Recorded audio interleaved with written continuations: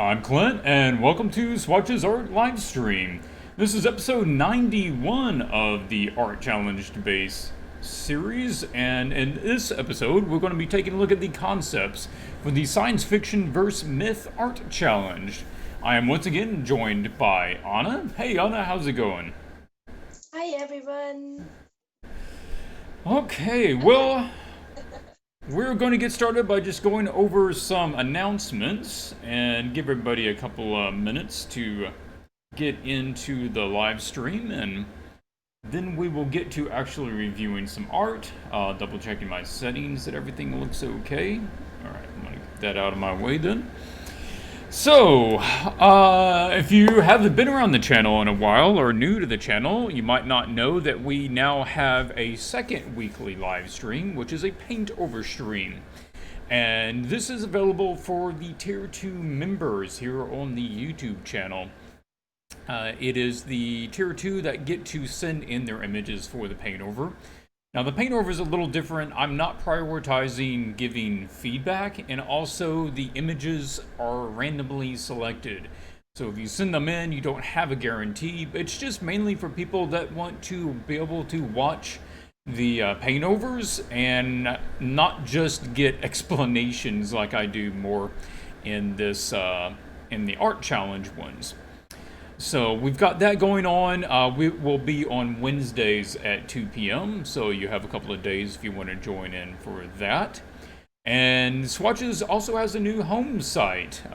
It is the same address, swatchesart.com, but instead of sending you to the Gumroad store, it now sends you to the proper home site that has information about all the stuff going on with Swatches, and there is a store out there as well.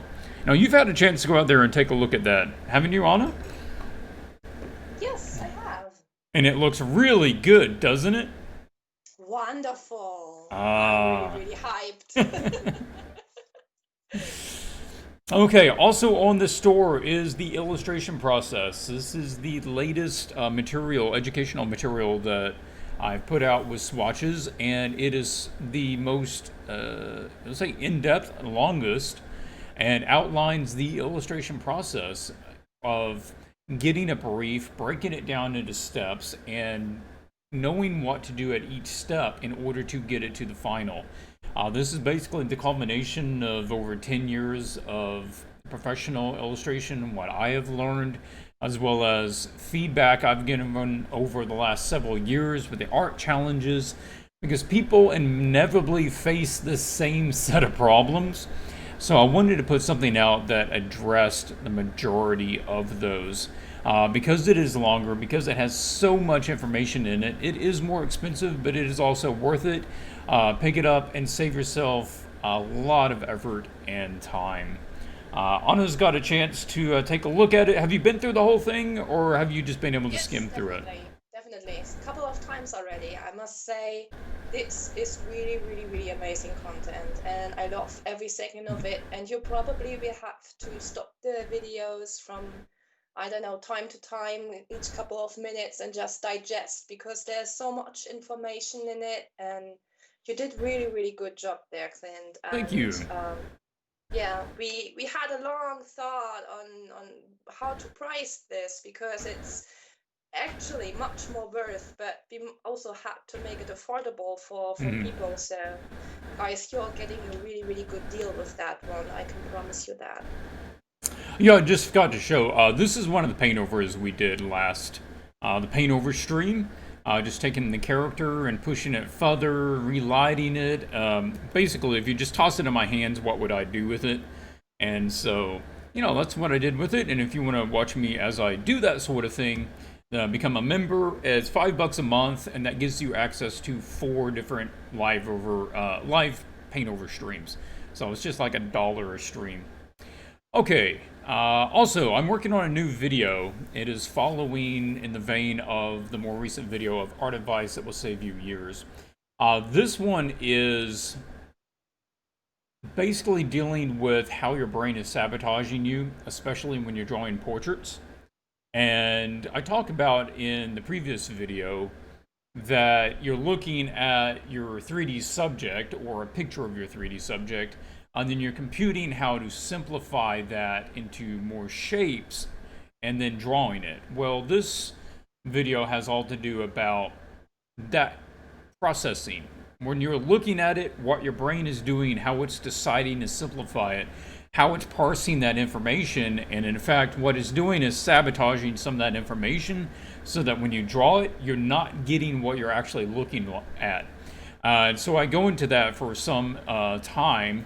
It was originally about 45 minutes. I've edited it down to about 27 right now, but I think I need to clean it up a little more from there. But that will be coming out soon, and I really want people to be sharing this one and promoting this wherever you can, because this is a topic that I've been wanting to cover for a long time, and I was just trying to think about the best way to go about mentioning it, how to talk about it.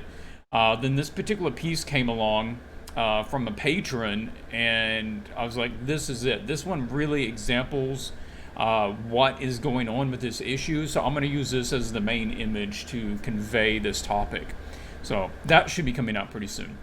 If you are wanting to get one-on-one our mentorship consult with me, new dates have been open. Just go to art-mentor.com. And of course, we do have the art club. I did not add that to the list, but we do have the art club going on. This is open to anyone. Just jump over to the Discord. Somebody can share the link in the chat if you want to go out there. Now, Anna is the one that heads that up. So if you want to give them just a brief recap of what the subject is this week, or these 2 weeks. You have 2 weeks to do it, right? Yeah, so this time is definitely a little bit longer because it's a huge topic. We are working around the planes of the hat and faces and all that in general.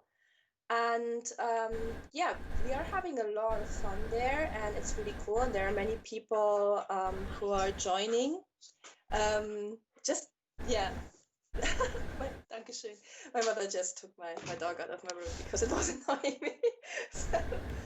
So we are in week 4 now, I think. I have also put up an explanation video on what the art club is and how to do it. And you can find everything on the Discord. There's a whole channel just for the art club, and enjoy your time there. It's really nice. Yeah, the art club focuses on learning the fundamental skills together. A lot of the stuff is going to be based around like improving your sense of values, your use of values, your composition, your understanding, your use of 3D forms, that sort of thing. It is peer reviewed, so you guys can give feedback. You can request feedback if you want. And also, the Discord is a great place to get some constructive feedback. And I'm really proud of the way that people have kind of gathered around that idea. And you see people giving really well thought out and explained feedback, sometimes with small paintovers to example what they're talking about. So make sure that you're making use of this resource. It is a resource, especially for people that don't have a big art community around where they are. Okay, I see something flagged for Swatches there in the comment. The user Epicronus has a submission that would have made the deadline. Oh, Michael, I did get it. Yeah, I got his thing. We'll be taking a look at it. Okay, anything that I'm forgetting? I think that wraps it up, unless there was something that occurs to you. No, you were thinking about the paint over stream and making it viewable for yes. trends. Did you have any? Yes, so I did try to get the stream available for patrons to join. Just the way that the paywall works with YouTube, that's not possible. So what I will be doing is just getting that stream and saving. I can download the stream and save it, and I will put it up into the video archive of the patrons that they normally have access to at the $20 level and up. And so I will put it out there, and then you guys can go watch it. It's not as good as watching it live, but it's the best workaround that I can do right now. So I have not done it yet, but that will be coming soon.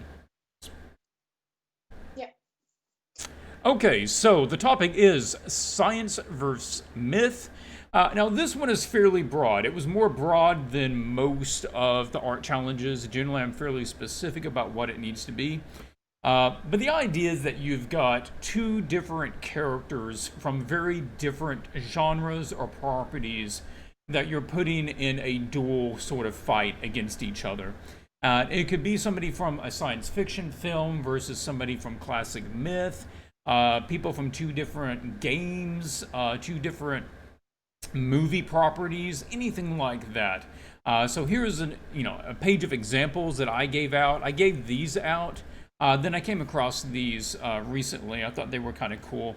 This one is John Foster's cover image that he did, where it was Aliens versus Predator versus Terminator, which I never saw that comic or that book, but it seemed like a cool idea. And what a great piece! The composition of that is just staggering. So much work had to take place to figure that out and make that work. Anyway, that's really cool. And then this one down here where some sort of centurion is fighting like a hellhound. But that was really cool too. I liked that. Okay, so we're going to get started by taking a look at some of the entries. I have already gone through all of these and made notes, done some minor paint over relayouts on some of them. And so we will take a look at those. But Anna and I have not compared notes yet on these. So I'm going to start off with your thoughts, Anna. We're looking at the image by Alex Smith. I'll just look at some of his text first. He's placing Morgana, who would be Morgana Le Fay from the Arthurian Merlin legends, versus Robocop. He said he kind of found it easier to draw Robocop, although his movements are stiff. I think his movements are stiff because that's sort of what they had to do with the costume with the original Robocop. But yeah, we have to give him a bit more of an action pose than that. But can't find a good way of communicating that the projectiles are stuck in Morgana's basically magic force field. So, where do you want to start on this? What was your thoughts or observations? Yeah, so very ambitious piece with a lot of magic effects and so on. It's always hard to pull that off. Mm-hmm. And I think it's good to leave your comfort zone from time to time and start Yes. something new. And he's definitely going for it. And I like that a lot. It's readable. He has good lines on this one. So it's a really good start. Yeah, to go from here. What hit me with this piece were some proportional things. I feel like her hat is a little bit too large for her body, and that makes her look a little bit more dwarfish, because it's Oh, more her of like head? the same, yeah, the proportions so a little bit more typical for dwarfs. I'd just shrink it a little bit. Maybe it's also the hairstyle that makes it look so big. I'm not sure, but it reads to me as a rather large hat. Yeah, because she And basically has no midsection. It kind of goes down to the breast yeah, and then immediately hits the waist. So I'm going to yeah, adjust that here a little bit and see if we can't figure those proportions out a little bit. So, but continue. yeah, proportions. Then I think the use of space is the second thing that hit me. That is, both characters are very small. Um, I think some zooming in or changing some angles could help this piece a little bit more. Mm-hmm. We have a lot, especially if you draw a line in the middle, a horizontal line, you see everything that is important to us is in the lower half of the painting. Yes. And so yeah, it's not balanced out well. So we should do some cropping, some repositionings. There can be overlaps, no problem. But there is a reason why so many fight scenes have a specific angle because it works Yes. so well to show off two characters. You don't have to invent it new.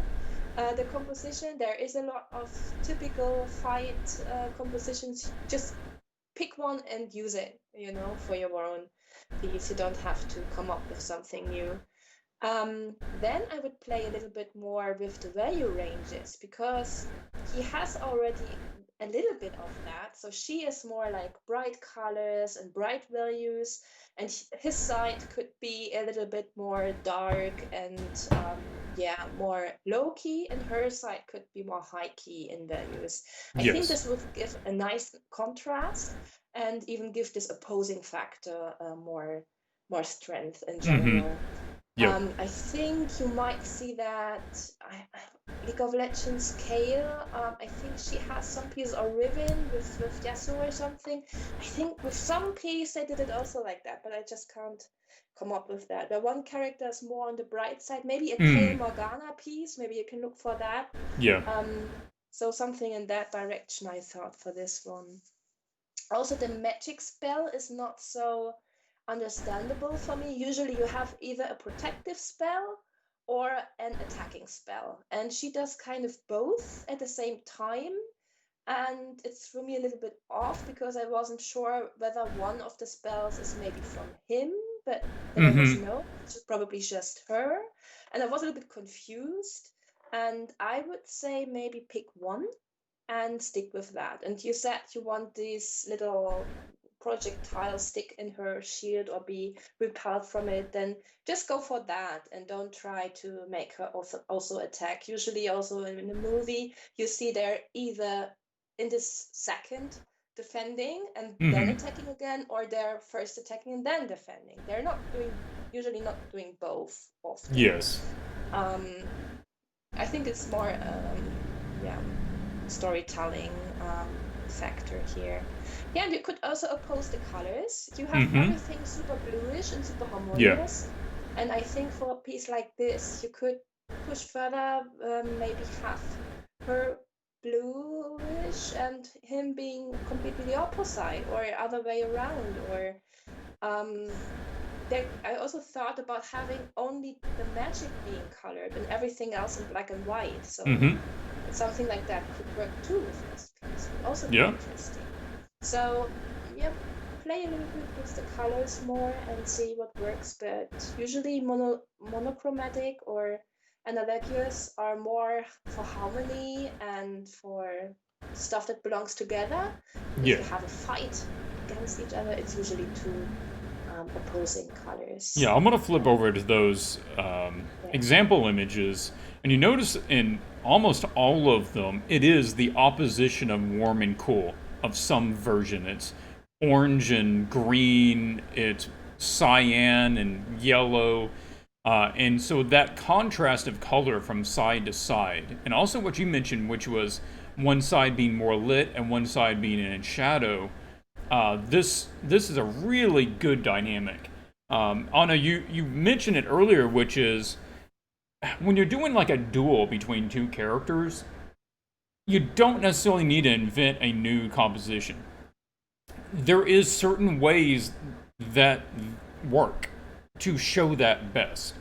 And you notice like on most of these, all three of these, they're basically using the same thing, which is they get the smallest of the two characters, they put them closer to the camera.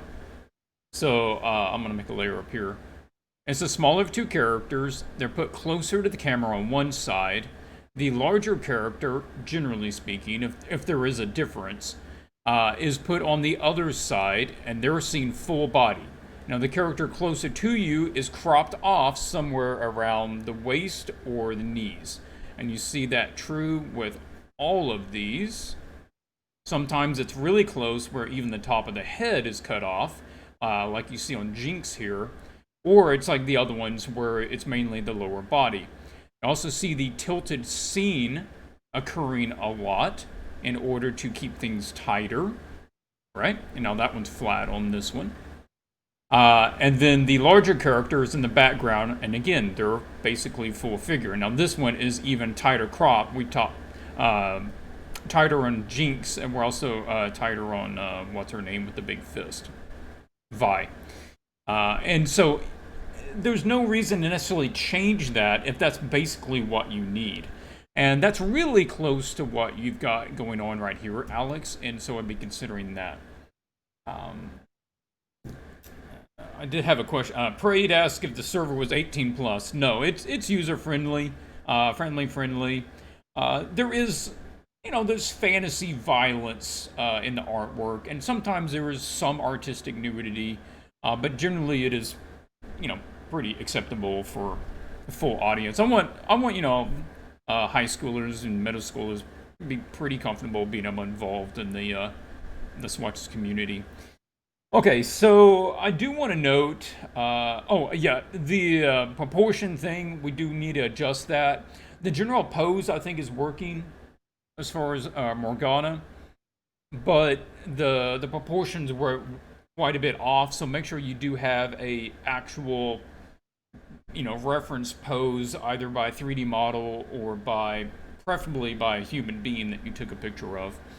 And the color scheme, though, I might suggest you to change because it immediately made me think of Katara, the waterbender from Avatar: The Last Airbender, because she has the same sort of blue, and she has the white trim on it, and she has dark hair that she sometimes puts in a braid, and she uses water around her in a field, which looks about like that. So I'm going to suggest maybe tweaking the color. Like in this other photo, it looks like maybe she has some sort of plum colored dress. That may be a better option for you to go shift more to the violets, just so that there's no confusion about who this character is. Okay, now I did some adjustments to the layout, so let's take a look at that. I was thinking of the exact same things you were, Anna, which is, okay, we need to make better use of the overall space of the image. I want to feel the main character bigger, right? We want her bigger in the scene. Maybe not that big, but bigger. He could be a little bigger, and we also are not making use of any of this out here. You've actually cropped this into more square, and we don't necessarily need that. So we've got a little more space for him to be a little bigger. And we need to find some sort of simple dynamic that's going on. As I say in my composition ebook, any good composition should be able to be expressed in just a couple of lines. Is it a radiating pattern? Is it opposing curves? What is it? Is it a lot of force? Everything moving this way against a flat wall. But what is it? You need to be able to describe it in some simple way, and that helps you align things. So here, that's the overpaint. So I made her bigger and put her there. Her proportions are still off, but I'm going to assume that you'll take care of that. I just said copy and pasted it. And then, in this case, thinking about that composition, what I want is a sense of power between them and a sense of power coming off of her magic. All right, right now, you're trying to give the idea that there's force from her going this way, energy going this way. However, you've got the wind blowing that way, which is countering that. It's being counterproductive to the idea of this force. What gives a better sense of force is if her hair is blowing back and this is blowing back and all the energy is going that way. It's like a rocket ship taking off, right? Everything gets blown back the other way. Now, you may not think about that consciously, but unconsciously it gives a higher effect. So that was the idea of throwing the dress and the hair to go back the other direction. Now, I do a little paint out here just to not have a duplicate of the scene there. And then let's go ahead and make use of a little more canvas space. So we're going to throw RoboCop over there to this side a little more. And I like his action. I like his run, but there's a disconnect between there's bullets hitting the shield, but his gun is literally pointing the opposite direction. So we want to get that gun back up so where he's firing, but he's firing as he's running. So I was just thinking of something like this. I didn't paint the whole thing in, but he's got that gun right up to his sights, whatever his rifle thing is. This arm is coming down here. The other arm is steadying it, right? Just as if you were handling an actual rifle and you're running with it. So this allows his sight and his energy to be headed this way. Her sight and her energy is headed to him. Then we'll have the gun painted out over there. Yep. Okay. So, oh, no, that's not going to work because that's not the right letter. So this is gone. All right, cool. Now we'll just throw this on there as a little silhouette. Okay. Then this is the sort of pattern I'm thinking of. That the gun firing is going off this way, which means that we can have... which layer do I want to use? This one? Sure. So we can have bullets, and the bullets are all going to be following that alignment. Boom, bullets are hitting the shield, bullets are hitting the shield, and it's all hitting the shield in this radiating pattern. And then whatever magic she has is going to be following that pattern, whether there's water coming this way as a water or force field or whatever it is. But they're basically going to be following that same pattern if they, if they're there. So that gives an overall better use. And if you do have like a big stone thing, you probably want to put it here because you've got a lot of energy and flow, visual flow going that way. And we want to be able to stop it. We don't want it to run off the scene. So we need something definitive back here to kind of stop the vision. You do have like this stone thing. I'd probably turn that into an actual series, like maybe there was an arch series of them back there, and that would to kind of explain there being a big stone wall there, and that would help keep your vision inside. Okay, does that make sense? Did I run through that too fast, or what do you think? Do I need to go back to explain something there? I think it's cool like that. I would just be wondering whether she is now a little bit more too much to the side. Yes. In order to attack him, I think we must turn her around also a little bit more towards him so that we see more of her shoulder. Yeah. Also, her arm is now awkwardly going out of the picture, which is not the best thing to do. Maybe let it come towards us or something like that. Yeah. You can do it like the Harry Potter thing, right? They put the other arm up over their head because reasons. Yeah, so we'll need to repose her a little bit. We're also looking up at her more instead of down on her, which means that we'll need to have, a different pose and angle so that you're probably going to be looking up at her slightly right there, and her body's going to be turned more. And make sure you do have that twist to the body so that that lower body is kind of this way, but the upper body is turned more that way. Okay, well, we do have a full set of images to get through. Wish I could spend more time, Alex, but hopefully you do find that helpful. And a lot of this feedback that we just covered right there, same sort of thing is applying to several of the images. So we're going to be hitting on several of those points over and over again. Christian is up next, so let's open his image. Okay, I'll open that up. In this one we have... Aries the Greek God versus Sarah Kerrigan, the Queen of Blades from Starcraft 2. Now, I was never a Starcraft player, but I was familiar with the character of Kerrigan. And interesting matchup. This is another one that it has the general placement. And I like the placement of, again, that foreground character being really big, filling up a lot of the frame. You figured that one out, Christian, and that's good. You are going for a dynamic kind of throwing pose there from Aries. That's good. But we can still push this a lot further. One of the things that definitely catches me first is we need to get Sarah into a much more interesting action pose. She's really passive right now. And so that's one of the things that I'd be looking at. What about you, Anna? Where would you be looking to play with that? So for me, it was the same first impression. I really liked that he went with this very close character. Mm-hmm. He decided where things are. So he was not like, maybe I put the line here or maybe there or do some scribble and put some value and in the end it will somehow turn out. He really decided what he's going to do. He Yeah. drew everything really clearly. And I think this is a really good approach that you really start forcing yourself to decide what's it gonna be in the end for you because Mm-hmm. many people struggle with that. They're really putting stuff all over the place and it's super hard to read whether they're having the arm up or down or so I like that he really is forcing himself to decide on things.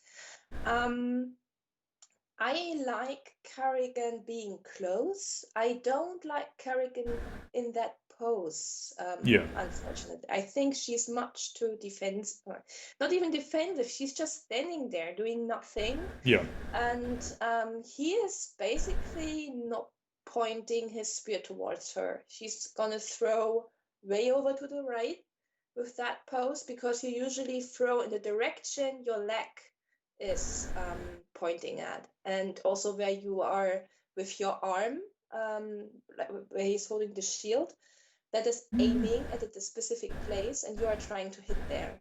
Nothing of that is pointing towards Kerrigan, so he's gonna probably also he's not looking at Kerrigan. He's looking way to somewhere on the right, where she's not standing. So seems like she's just watching him attacking someone else. You know what I mean? So I think there must be more connection between these two in specific.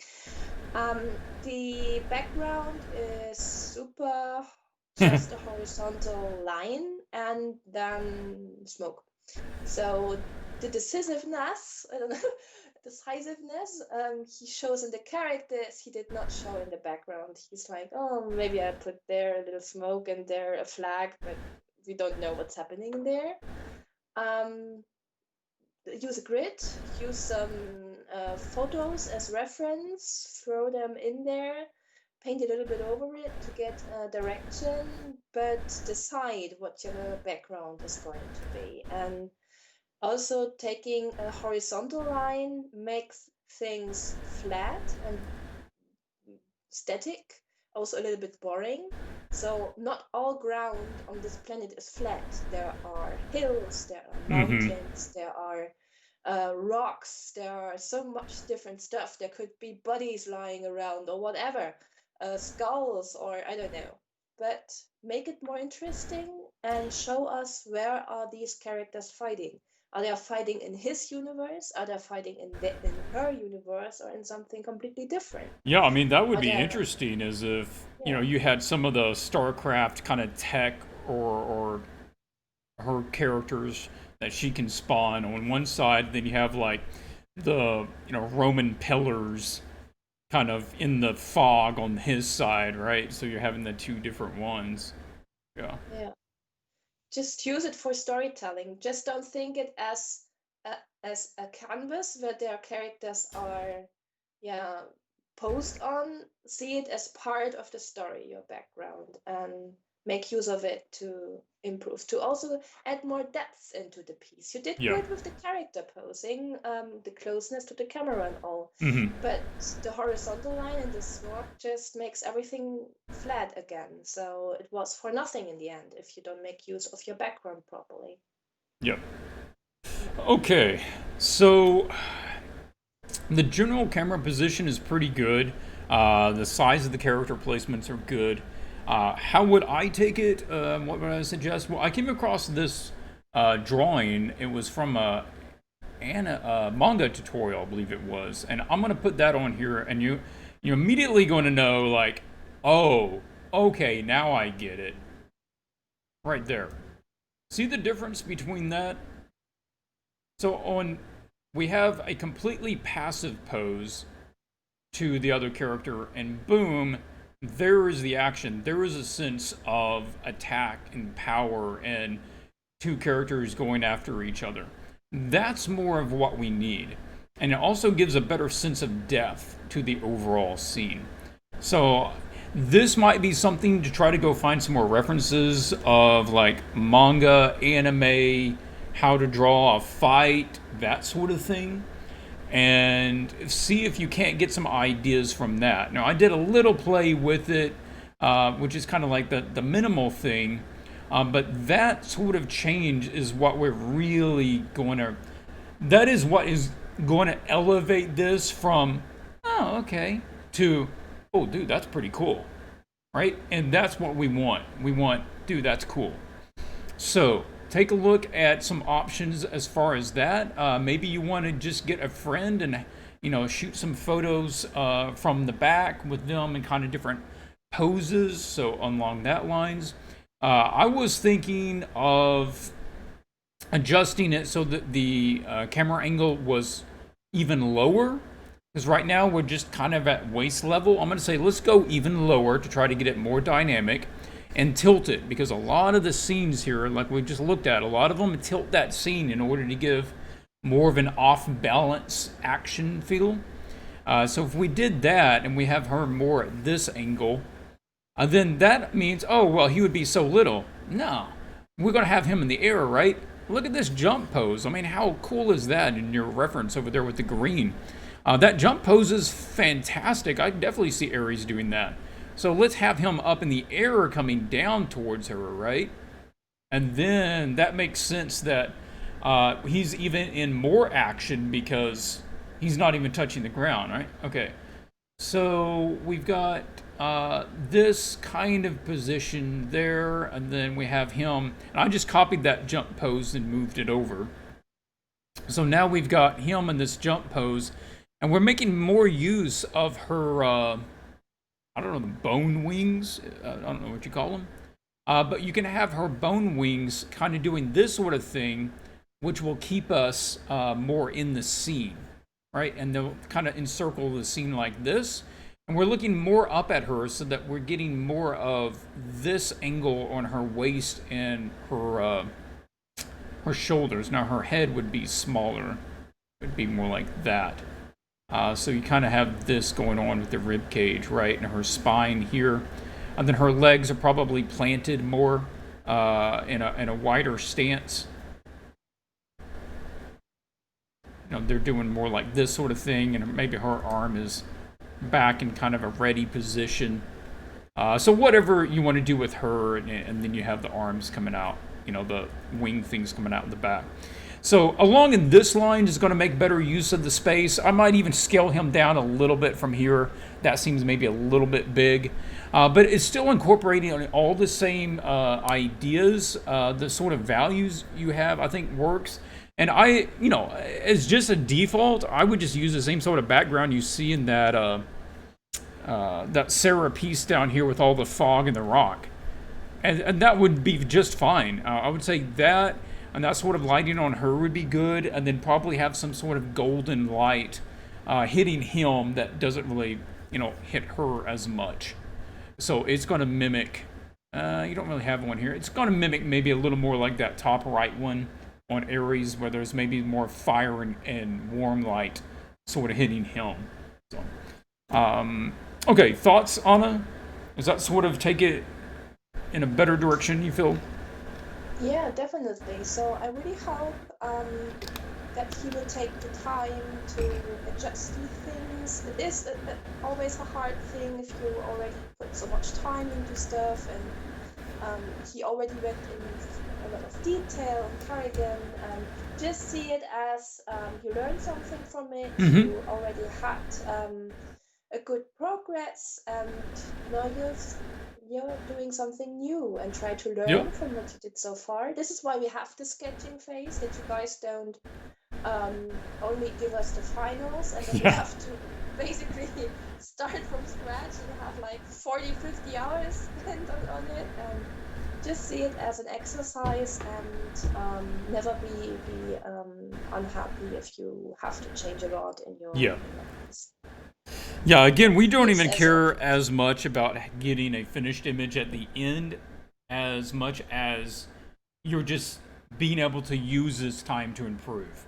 I don't care if you get a finished piece. I would rather just know that, oh, hey, they're taking their time and they're learning something from this, and that's what's most important. Because ages ago, no, I just reviewed the finals. There was no sketch phase review. And once I started doing that, the quality of the images really started to go up. Yep. Okay, well, Christian, good luck with that one. You guys all know that you can post your progress and get feedback out in the group between now and the next 2 weeks. So next up, we're going to be taking a look at Kong Lee, which hopefully that's how you say it. Right, and here we're taking a look at a character from, let's see, what was his name?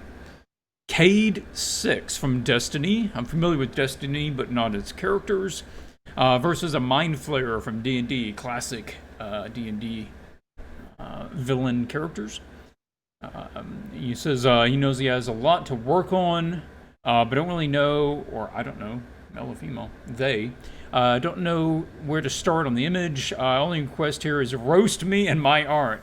Well, we're not really here to roast, but hopefully we can give you some good tips. This one actually is doing pretty good on a lot of this stuff, and you definitely used 3 distinct lighting schemes up on your value studies. And color studies, not really. It looks like maybe you barely touched that. But I feel perhaps is that we're not getting the composition studies we needed. You probably did some, but I'm going to suggest making some tweaks to the composition. Particularly, I know we have to change his proportions some. His head is getting quite large compared to the rest of his body. I don't see a pose reference for him, so that would be needed. But I do have some layouts and adjustments that I'm going to suggest, but do you want to toss some thoughts in here, Anna? Yeah, also about the sketches. So when I just a little story from my side. So when I started with your challenges, Clint, I don't know which one were the first ones, but it's probably some time ago. And you always asked for 3 sketches at least. And with the first couple of times I joined the challenges, I was always like, when I had my first sketch done, I was so liking it that I thought, oh, I'm going to go with the number 1 anyway. But I just scribble something so Clint is happy. So I just do some others, but I will do the first one that I have. It's so good and I love it. And I sketched the second one and a third and a fourth, and I was like, oh, number 1 doesn't look that good anymore to me. I'll probably go with another one. So I was a little bit shocked that it really helped me to do different sketches, even though I had an idea in my head and I wanted to do that.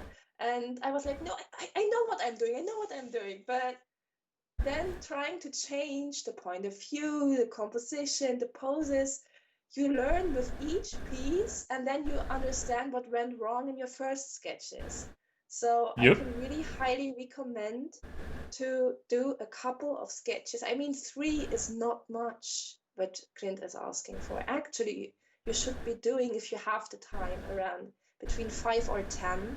10 is probably a bit long, but I know pro artists also on YouTube that said if they have the time, they do around 20 of these before they're starting their piece. I think it's a little bit too much, but I think 5 and send in the 3 best would be a good number to start with. And it really, really helps you improving with your art. Just a tip from me, because I always thought I'm totally gonna do the first one, and I was 100% sure, but ended up doing a complete different one because it wasn't that good anyway. Yeah, so just that as a little hint for you, in case you didn't do other sketches and you just love the first one so much that you went for it. This is my little personal story on that. Okay, Vara, here we have you.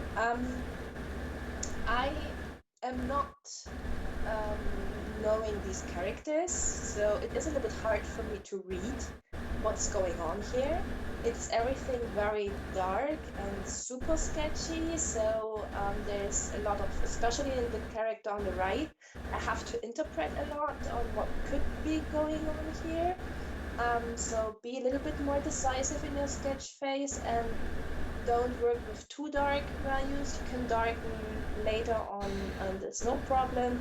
But first, make things readable. And if you have look at your reference that you have screenshot or art inspiration, these characters are so perfect in silhouette. You understand everything, even though, for example, the right character's arms are not poking out, but you can read it well because only the arms and the weapon are a brighter value than the rest of the character.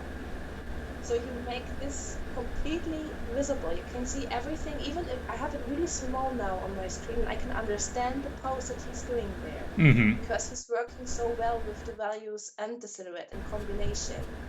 And in your character, I'm missing that a bit. So I think we don't see his left arm. It's like out of the frame, which is awkward to have parts being completely out of the frame.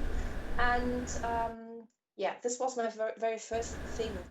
For the others, yeah, general value and edge work, it's a sketch. I can't say much about that, but I hope that you will give a little bit more time yourself to really work out what's gonna be where does the arm stop, where does the hand start, and show this with proper edges and a proper lighting. Also the lighting, I'm not sure what I'm seeing, so there's a little bit light on the cape, a little bit or completely on the arm, but a bit front on the body. So I feel like you haven't decided on the lighting direction yet, because it's not consistent all over the place. Yeah, silhouette, edge work, or clearness, readability. I think these are the main factors here. The character looks like he's pointing toward the other one. He's attacking him. I have no problem seeing that. I feel he's a little bit awkward with this C-shaped, but like he was falling, but both feet are standing on the ground, which is usually for stability, but he's bending so much back. I think we could work on the pose a little bit and improve it. Yeah, it's almost like he's about to sit down. He's Yeah. going back on his knees so far. Yeah, so we'd want to adjust that. Yeah, and it's really I'm always I'm not trying to be mean or something. I really these are the first things that come to my mind when I look at these, and I just hope it helps you in the end. And Clint can show you much better or explain better how to improve it. But it's just my personal impressions on these. So I think you're doing good on the general composition, usage of space. Yeah, maybe also for background, get some reference. Would be cool to get some more references in general. Hashtag references. Yeah. I'm gonna stop here. Clint, it's your turn. Okay. I will note, yeah, as you guys said that Anna's volumes are a little low. I bumped it up some. Let me know if that's enough. I can turn it up higher if we need to. So yeah, I agree. I'm not going to repeat all that. A couple of people had the same thought I did, which is I was unsure of what the wiggly black lines are. And you said it was the Mind Flayer's tendrils in his lair. It's just not clear enough that that's what it is. So I'm going to suggest maybe removing them unless you have them just coming out from basically his side so that we get the idea that they're a part of his attack. We don't want them already around the guy. There's just not a clear enough connection between the two if you don't know about the Mind Flayer and that he has these things where he is. My thought was to try to, again, make a little more use of the room and keep it from feeling so flat. Right now, it's all quite orthogonal. that we're almost seeing this from the side, and this ground is almost flat to us, and it just kind of throws this wall right there, and it just doesn't really invite us in. So I put this on just to block it out, and I got this guy, and I made him a little bit smaller, and we got the top of his head here, and then there's yeah, I pulled up a reference for Cade full body, and that's a model actually. It's a really cool model. And so this was my idea for adjusting the layout of the scene, which is to actually have some stairs, and this way it gives a better sense of depth between the two of them. We get a sense of distance because the stairs have to take up a certain amount of room. Then that leads our eye up to him, and we basically have a C curve, reverse C curve from the Mind Flare, and then we have kind of the counter curve from him. But he's been firing, right? And he has, instead of making one hand do all the work and the other hand's just hanging there, let's just have two hands on the pistol, and then you can have his shots ringing off. And sometimes what they'll do is have like the last several shots kind of hanging in the air because he's been going doo doo doo doo, and because that's the sound this gun makes. And there's the explosions left in the air from the other ones. And so he's running along this way firing, and we got this guy here, and then we can have more of the environment back here where, I don't know, there's some sort of platform or whatever that he's coming against. And then we can have the Mind Flare, the big windows or whatever you want kind of up here, and that can be going in a nice perspective this way, right? And so those can all be going back that way. And we get a better sense of the overall depth, right? And it invites us into him. And this should all be really low contrast and sort of atmospheric, so that his silhouette stands out.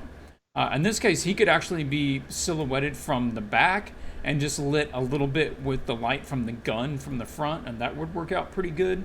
And I'm also going to suggest fixing what you said, Anna, which is we're cutting that other arm off. So what if we placed the other hand there so it's starting to come into frame? And that would fix a lot of that issue right there. And so doing that way, and a lot of this would be casted into shadow. And I'm going to say that we need to find some sort of effect to indicate his mind magic. Some sort of distortion, almost like a vapor distortion around there, or it could have some sort of greenish glow, right? And then we see that same sort of distortion starting to try to kind of radiate off of him as well and make this effect between the two of them. Then we could have the light from the gun flaring and kind of highlighting off of the stairs, if there's metal on the stairs or something. So along that line. I feel pretty good about this. I think this could work pretty well. What are your thoughts here, Anna? Yeah, it's definitely improving. And yeah, it's the same for the others. Just work around what Clint gave you as tips, and you're on your way. It's gonna be good. Yep, this will work. I was trying to think if there was anything else. Yeah. That, or it could be dual wielding. I could see him having like two guns. I don't know if you can dual wield in Destiny or not, but if you don't want him having both hands on the pistol, then that could work as well. Then if you do want to, this would actually work if you want to do the tendrils, because they would all be basically coming from his side, and you could actually make use of some of this space down here and have the tendrils kind of coming out from this area, right? And it would make sense, like, oh, he's summoning the tendrils because it's from there. And that would all work that way as well. Okay, that'll wrap it up for this one. Cool image. I like the pairing, two very different characters there. Dan Robinette is up next. Dan says, I just could not say no to a prompt this fun. Well, we'll always have, glad to have you, Dan. Glad to see what you're working on. Look forward to seeing what you have to say. Okay, so we obviously have a Jedi versus the Balrog of Lord of the Rings. This is a cool pairing, and I'm not sure what happens when the Balrog's flame sword meets a lightsaber.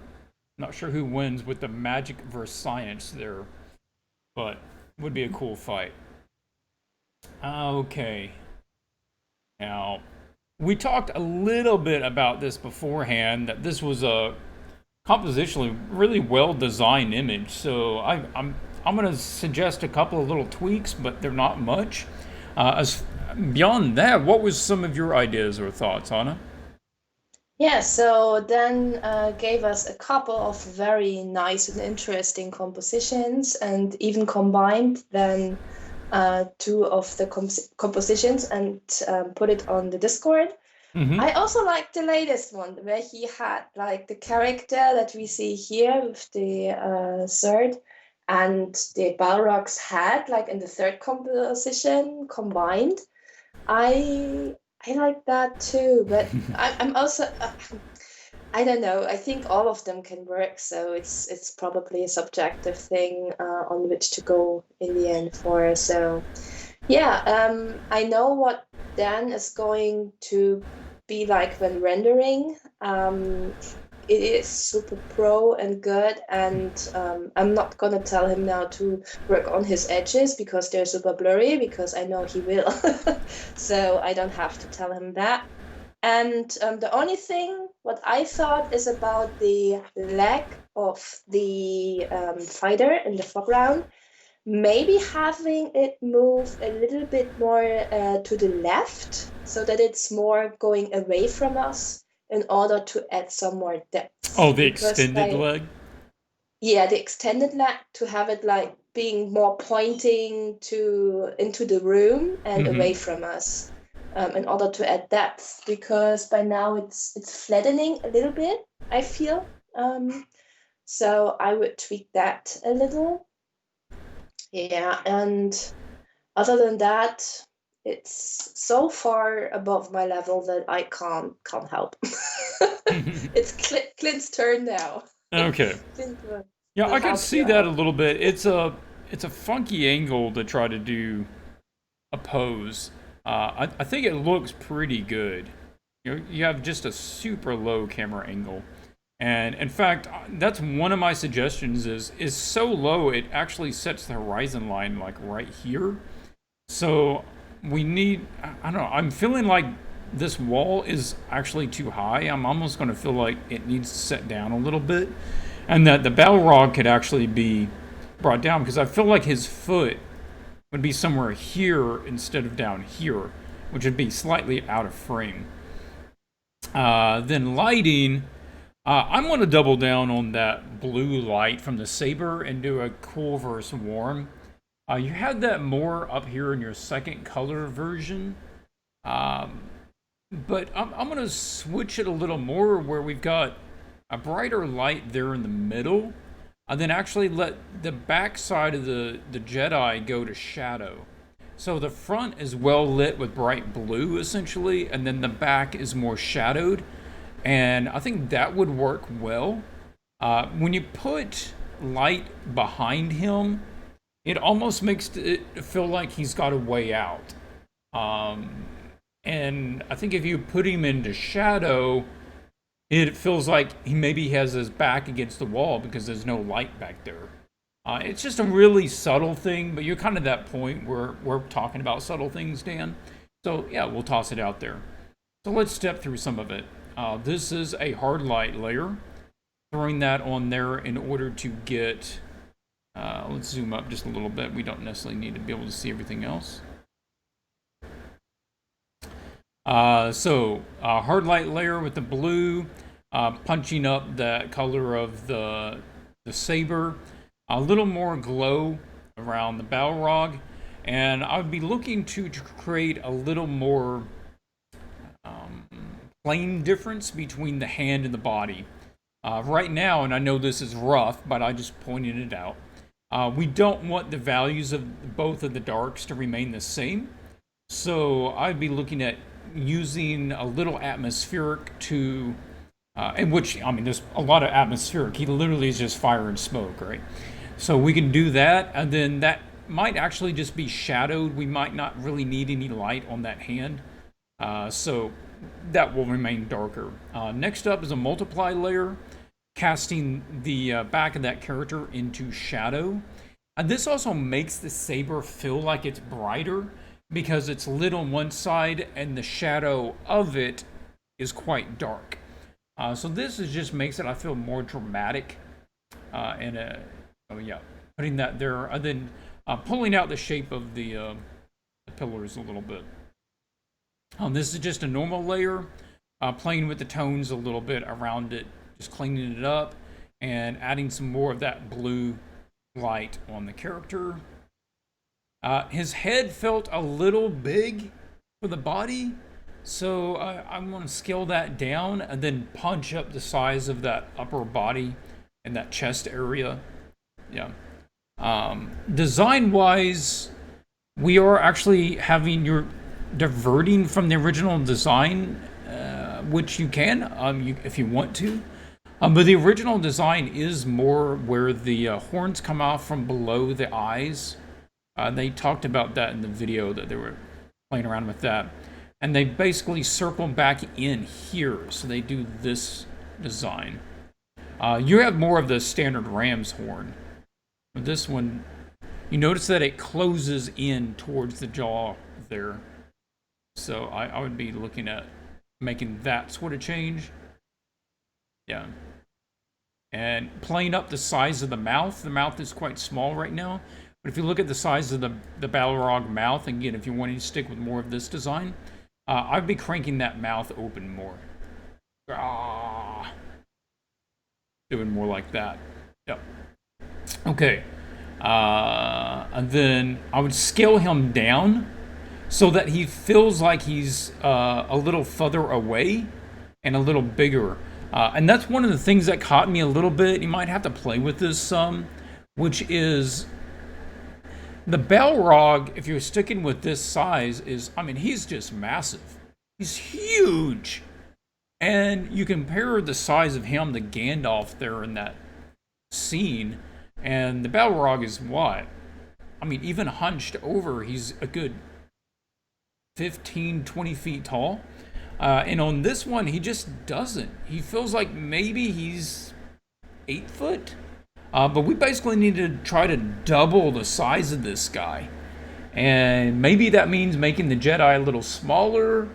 And that's one of the reasons I was thinking that we could even put the floor lower, because it would give us more room to extend the body down and give us a sense that maybe we did the inverse, actually. If you extended, if you make it where it's just like his upper body is fitting there, right? And it's something more like that, where he can't fit in frame because he's so big. And then you can consider a haze as well in order to try to make him a little further away. Yeah. Okay, that was my thoughts. No major changes. A little tweaking with the light, pushing towards the blue with the Jedi, and a little design alteration here or there with the head of the Balrog. So, anything else that you want to wrap this one up with, Anna? No, but it's, again, I really love when you're doing these kind of paint overs. It's like, I don't know, you always wonder if one pro artist would like critique the other pro artist, whether they would find something to improve, and it's always basically this effect. So it's really cool to get to see that, especially the changes just with the lights, with the more light on the Barrack body and on the Jedi. It just looks so cool. And it changes just everything, and I love how you do that. And I'd never come up with that. I would have to ask you probably for the next 10 years until I understand how to do it. No, So you can do this. You can do thanks, this. thanks for this really, really, really cool information you give us. I'm happy to. I love this stuff. Would the Jedi stand a chance in the fight? I mean, he's got to. He's got the Force, right? I mean, Yeah. yeah. So then push, push, push. Try to make this the best thing you've ever done. And I want to see whether Clint can find again something to critique on for your next submission. Well, you see this stroke right here? This stroke is, it's just We really must kind get of to that point. loose. Yeah. Just once, we must get to the point where he can't say anything but okay, it's cool. To the next thing. I mean, there's some other artists that it gets to the point where, and I've had some people enter the challenges before that were at a professional level, and it's not fixing things, it's just personal preference. Yeah, And probably. it does get to that point, and sometimes it's useful and sometimes it's not. Anyway, we're looking at Joachim artwork here. We have Predator versus Raw. Predator was discovered raw after entering a temple. I'm new to the process and I've been working a lot, so I'm sorry if it's not enough to show. No, it's enough to show. We can work with this, definitely. The goal is to make a portfolio piece. Hope you can help me give me some feedback. Yeah, absolutely, we can do that. It's a cool matchup. I have no idea what kind of power Raw would bring to the fight, but I would have to assume it would be more than a match for a Predator, as deadly as they are. This is another one where the general idea I think is working, but we're just not making use of the canvas, and the characters are much too small, and we really need to make the characters bigger and fill the frame with the subject, because essentially all the stuff that really matters takes place in about a half or a third of the canvas. So we want to change that. Also, we want that size difference between a foreground character being big and that background character being a little smaller. I assume you probably had the same sort of thoughts, or how would you take this one? Yes, yes. I was now interested in how did you pronounce the name? I wanted to hear it again. What did you say? Oh, the artist? Yeah, how do you call his name? Joe? Joachim? Oh, you're so cute. I mean, it's probably not right, but I don't know. I think he's German, and let's train it. It's called Joachim. Yeah, Can you say that? Joachim. Oh, you're so cute. Okay, let's go. So the J is a what? It's like a Y in English. Y. Yeah. Yo. Yeah, Yeah. Joachim. Joachim. Yeah, we don't have anything that has that sort of that back throat sort of sound in English. Yeah, okay. We Well, actively sorry, said guys. no. That does not sound natural. We're not going to have that as one of our letters. So cute. Okay, I'm sorry, guys. People are probably like, "Oh, can we go to talk about art now?" Okay, sorry. Yeah. First note: so much unused space. Crop it. Crop the hell out of this piece. Get much closer. The second thing, lighting, question mark, because I wasn't sure about whether we have already a lighting direction. Yeah. Maybe Ra being kind of a light source because he has basically no shadows, just a little bit on his legs and clothes. Yeah. And it looks like what was it, a predator? I never Yes. watched the movie, so I can't tell what the creature is. Having the light coming Wow, from somebody needs to the sit you direction. down and get you to watch some movies. Wow. You've never seen The Predator? No, I have no idea. All Man. these alien movies, I've never not watched any of those, to be honest. Wow. Yeah. Your parents have failed you. Oh no, they did well. I watched Harry Potter. I'm good. And Lord of the Rings. It's Yeah, I want to see like Snake versus a Predator. That would be good too. Well, yeah, the silhouette of the predator doesn't work for me as well because maybe because I also don't know its anatomy, but I feel like the pose is not the best silhouette for this creature in order to show off him attacking. So I would have to go watch the movie and see how does he look when he's attacking, you know. I don't know. Oh, my dog just came in. Hello, dog. Yeah, there are so many pillars that are using the space, but the temple has much more than pillars. Just go find some pictures of temples and see what else you can put there. There can be, I don't know, chests and altars and statues and all that kind of stuff. So yeah, be a little bit more creative with the background and get reference for that. I like the Ra pose, but I would like have a little bit more happening around him, like magic, or I don't know how he would be attacking, or he's commanding something, or it's a cool pose. But I can hear your dog breathing. I'm sorry. He just came back from his walkies, and he's always excited when he comes back from walkies. Wants to tell me everything he saw and experienced out there. Yeah. So I'm gonna stop here, and you take over, and I'm gonna try to call my dog. Okay, well, I was just adding some Christmas props there while you're chatting. So, yeah, just to fill it with something. Yeah, I'm with you. The predator pose is inherently problematic, and this is something that we all have to pay attention to, and that is, do the shapes all fall within the silhouette? So you want to think about it in terms of silhouette, and if I want to make a silhouette out of this, most of the pose is not legible.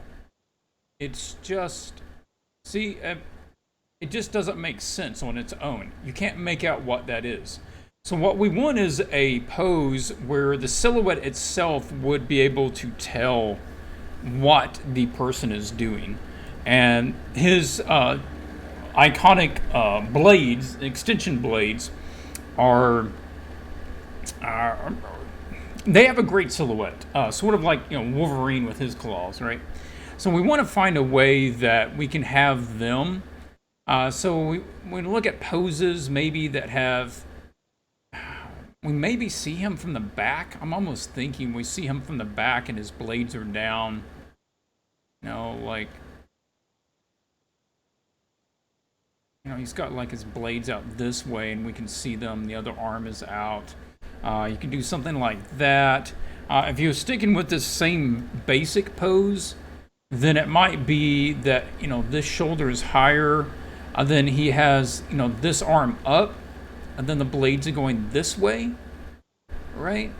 And then the other arm is down here more, and it's extended a little bit further so that we can see the hand. And then that would read a little better, that we could get the arm and the blades out of the silhouette so that we can read what those limbs are doing. So that would be important for it. Now I do have some adjustments that I would suggest, or a direction that I think would work. So let's go through some of those.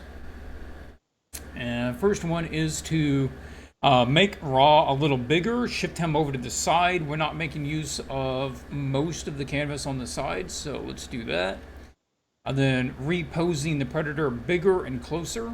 Boom, like this. We got him up here in the foreground. And I do, still suggest we're going to find a new pose, whether his arm is going back this way, maybe, and the blades are coming this way. That would help as well. That.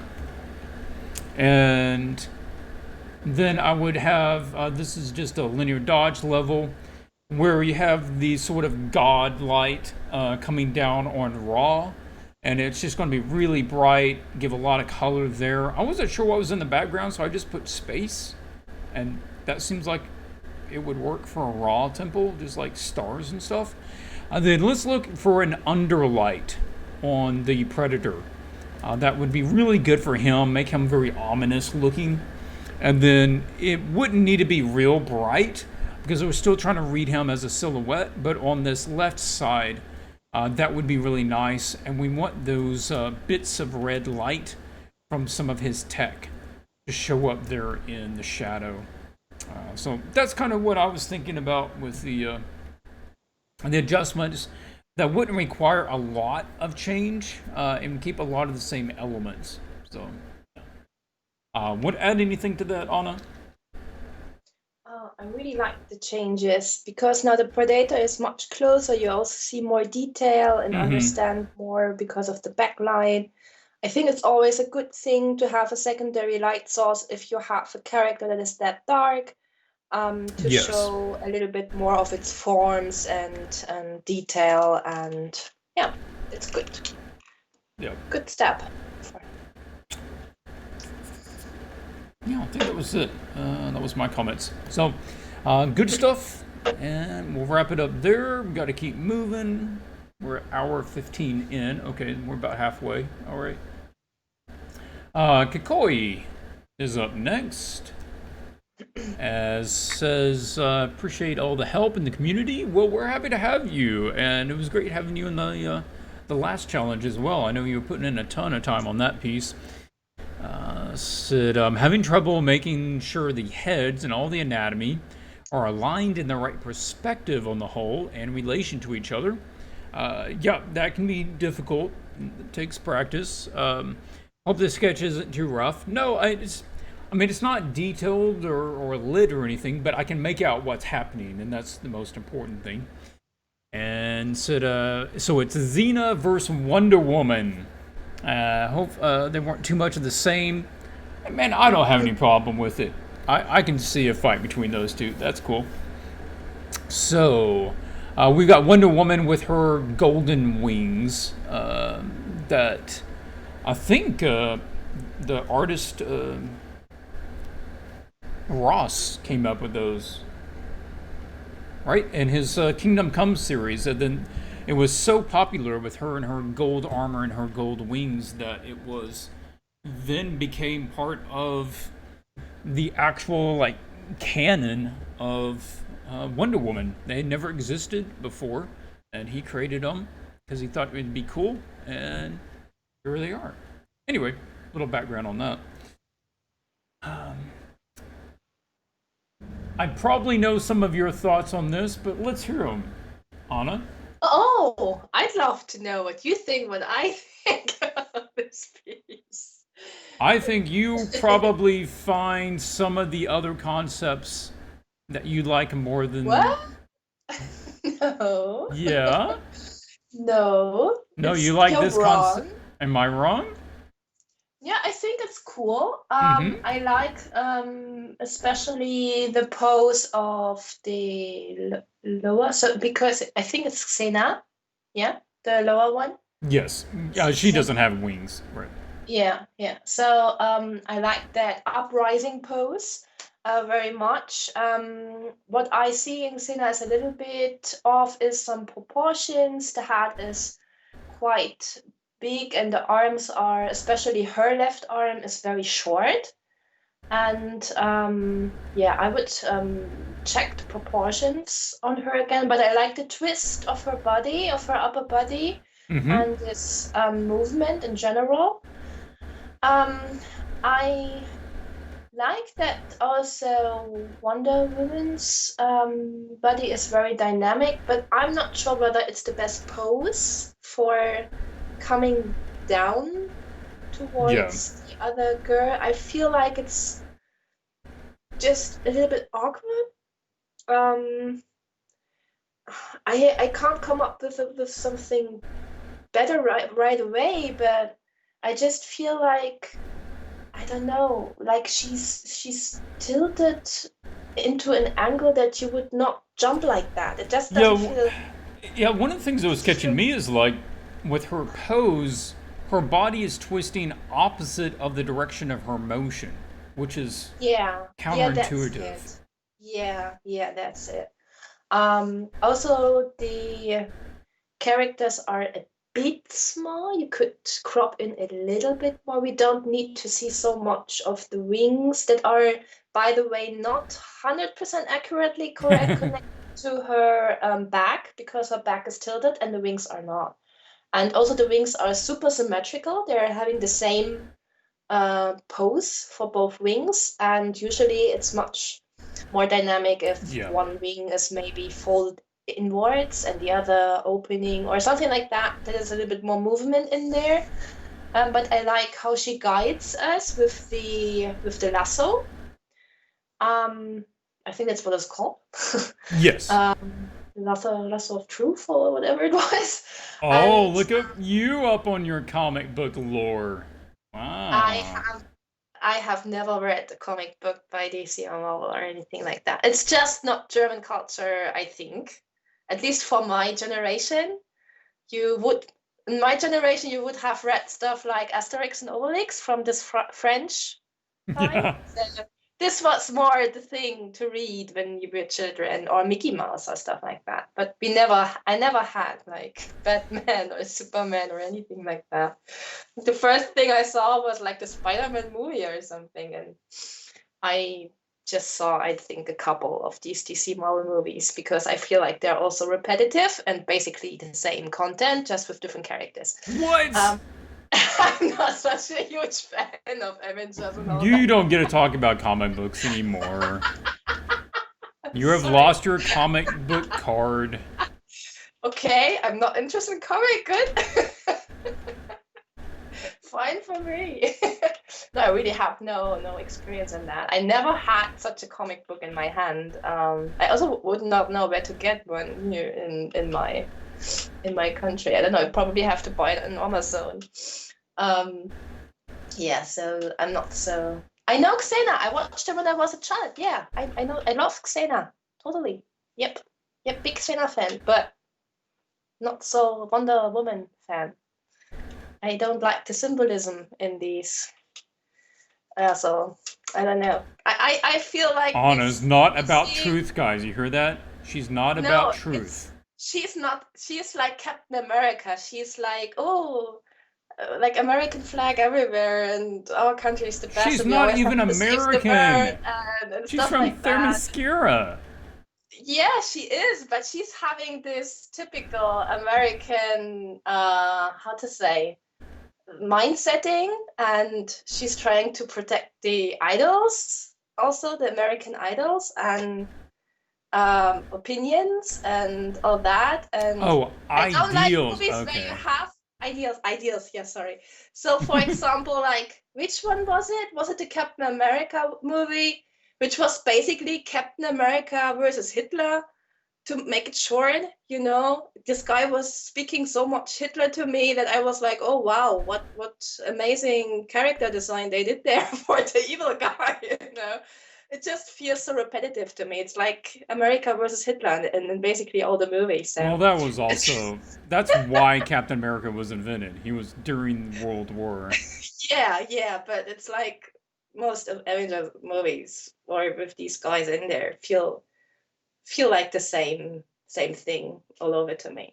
Well, The I'm Dark sure Age is that good. this is helping Kikoi Listen. improve their image a lot. So, sorry, back to your piece. Yeah, so the pose, the wings, the cropping, and do I have anything else? The symmetry of the wings and the tilt, and yeah, maybe even tilt the characters into the corners of the canvas, so we can crop in a little bit more and make more use of the space. So yeah, that's my ideas for this piece. Probably everybody in chat hates me now, but sorry, guys. That's all for me. Clint, Clint, are you Okay. So let's reverse it then. What do you think I'm going to say? Oh, I think you're going to say. That's the last time we had Anna today here as a guest because she doesn't like comic books. This is probably the first thing you're gonna say, and then you're gonna do some awesome stuff with their poses and their proportions and the wings and the lighting ideas, probably. So, Well, that's awfully vague and helpful. Okay. but we'll be right. Uh, yeah, one of the things I'm thinking about this is that it doesn't have any sense of depth. Now, I know that you're trying to do some with the lasso, but it's not going to be effective enough on its own. So I'm going to suggest that we try to find an arrangement that uses more depth and that something is coming or going into the distance. And we also need to find, again, we're talking about the compositional pattern. What sort of pattern or design is the composition using? This one has no idea. It has no composition defined. As Tyler Adlin would do, when he's trying to determine kind of what the composition is, what you can do is outline the major shapes in order to see what the play is between them. And in this case, the shapes are just basically random. They don't follow any kind of uniform or predictable pattern. They don't interact in any understandable way, right? And so what we want to do is get what is a bit chaotic right now and let it follow some sort of symmetry. Even on your reference images over here, like if we take a look at this image, it's probably, yeah, so you can say it looks like a Legend of the Cryptids. But it has a predictable set of simple patterns. You have the circle that the wings make. This guy basically follows a simple S curve. You have the second one around it, so there's a target pattern around him with a couple of that pattern. And then you have the opposing angle, so this is all rounded downwards. And then this is rounding upwards. And then you have a radiating pattern of lines from the arrows. And so everything here, and even the buildings, right? Even the building in the background is following this design to point you up to the character. So this all follows a very straightforward set of patterns. And it's not arbitrary at all. So that's what we want to look at trying to do with this. And let's turn that off. So I made a 4-up of the design here. And this is where I'd get that and then start trying to draw some different kinds of patterns, fit over this, or how can we adjust it so that we'd have a set of patterns. And, this, start as simple as possible. And this would be some ideas, like we want curve going this way, and then maybe she's coming back that way. And it creates a dynamic where you have a foreground element here that's getting smaller as it's going back, right? And so there's that, and this is little, and then it's getting bigger as it's coming to us there. Right? And then there is depth in the image where there's interplay. Or again, is all the elements coming down this way? In that case, we're looking at ways that we can try to get the wings and the characters to fit this sort of pattern. Or are they filling, this sort of thing?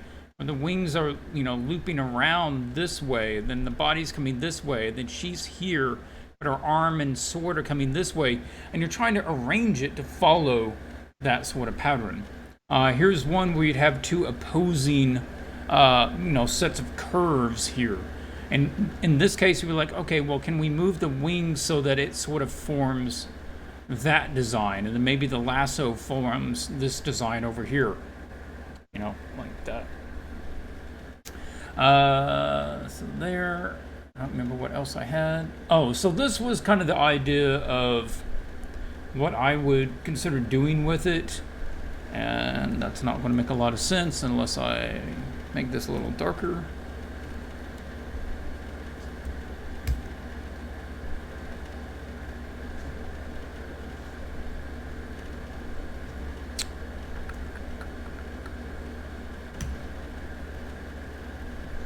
Yeah, so if we have her like in the foreground with her hand, Zena's hand is like, close to us and her blade is coming up here. And then this one is using that simple curve up and then curve down. And so her arm is extending here, and we've got Xena, and maybe this arm is going up, and I'm thinking maybe that arm is up and it has like the lasso, and she's grabbing the lasso from coming down from Wonder Woman, and Wonder Woman's got her hand on the lasso of some kind. Then you've got, again, that same sort of pattern from the other image with the wings there. And then you've got this flow that takes you up to the character. And we've got a better sense of depth as well. Now, this makes it more complicated, but, if you want to know kind of, what I would do with it, that's what I would consider. And this is like just a repose of those characters and try to get a better sense of the action, especially from Xena here, and keeping it from being quite as arbitrary. Also, a note on this, just with the action, same sort of thing that we had on the other image, which is we moved Morgana's dress to flow the other direction, and we had our hair going the other direction, and we want to give that sense of action. In this case, Xena is moving this direction, which means her dress is not going to be flying that opposite.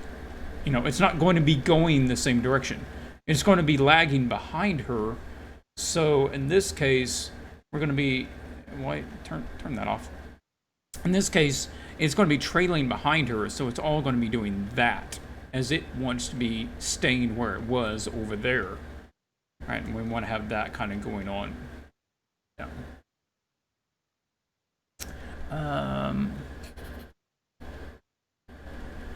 Yeah, that's why I almost liked some of these other studies. It felt like at least the top character was a little more 3D, and it felt like a bit more of a natural pose for the combination of the body and the wings. I felt like the legs were maybe pulled up a little too much, but if you extended the legs out where they're a little more graceful, I thought that was maybe better. Although I would repose the Xena character in that. I don't think that was working quite as well. Okay, so I'll stop there for a moment. Thoughts? You got anything, Anna? Yeah, of course, what you sketched out is much more dynamic and probably also more interesting and has a better composition. When I look at the art of the submissions, I just try to usually stick close to it, because that is what they were capable of, and they gave us their best. And I just try to improve I just try thinking about what they can do to improve what they already have. So there's two ways to do that, and I think it was really nice of you to take the time to give her a completely new sketch on top on how to make everything work together. And it's up to Kikoe whether she wants to stick with what she got, or whether she wants to pursue what you gave her now. That is why I personally would not give critique with that huge of changes. That is why I said I think it's good what she has. I just thought the pose of the upper girl is awkward. So I would, and she can keep with this the general layout, but I am going to suggest adjusting the pose, especially in Wonder Woman. Just the interaction between the way that the body is bending with the way that the wings are working.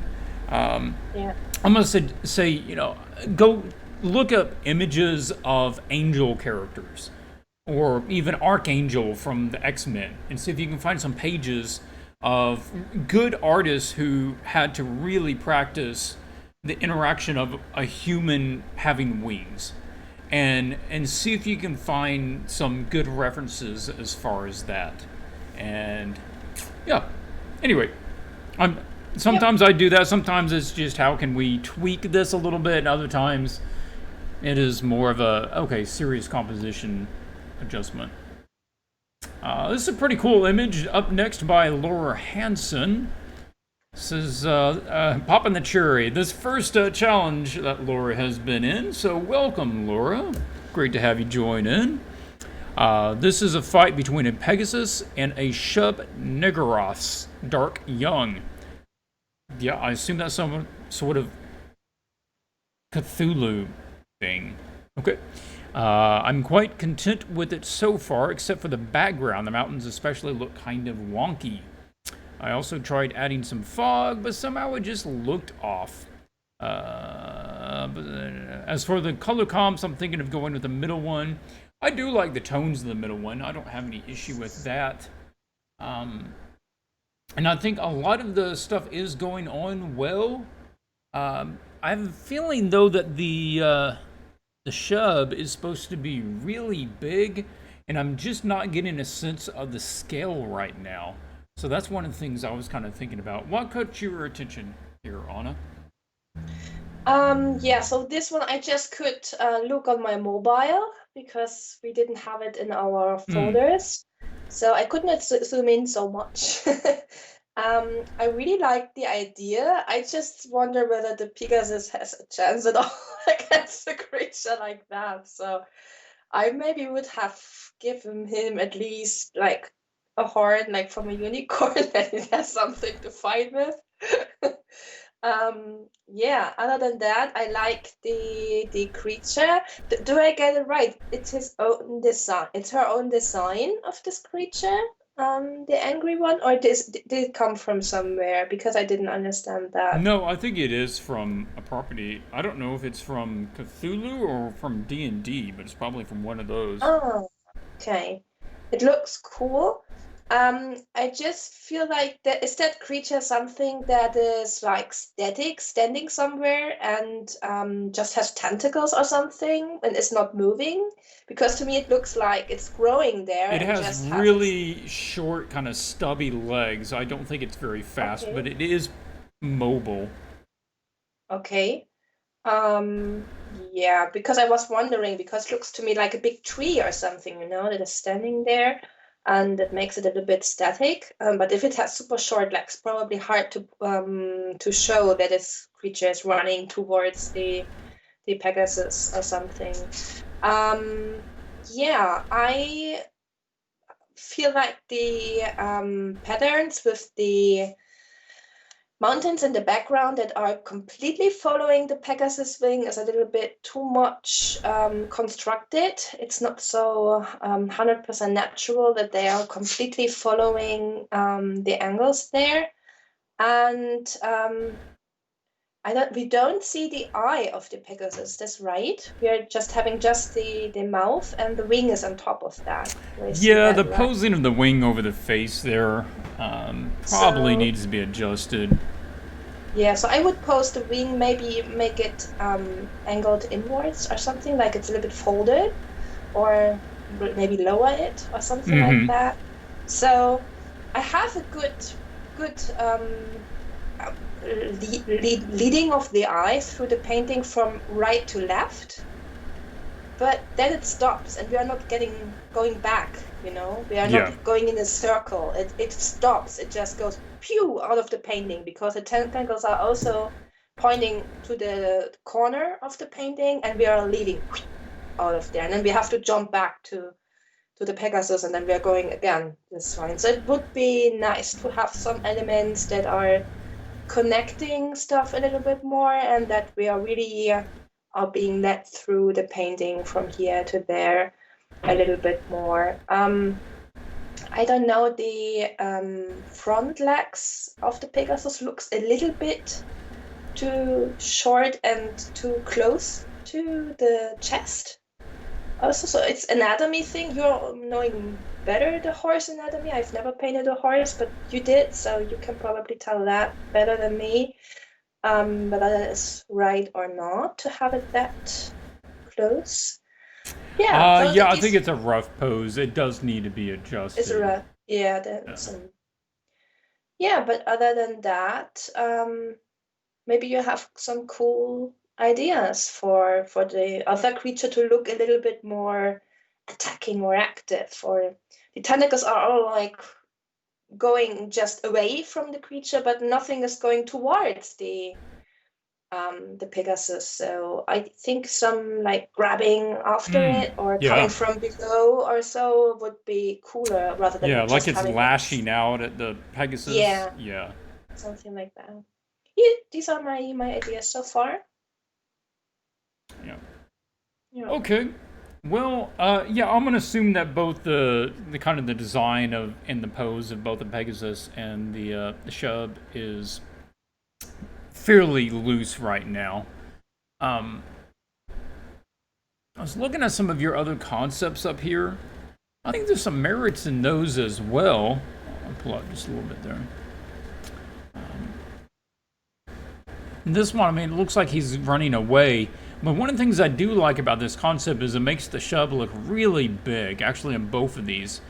With the river down there, and it just feels like we see a lot more of the land. The viewpoint is a lot higher. And I'm not really getting that one at all in this. So I would consider changing it.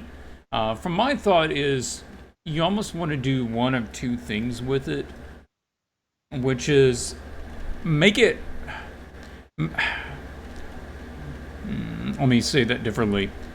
I would want to change the camera angle a little bit so that either the Pegasus is high coming down at it or the Pegasus is low headed up to it.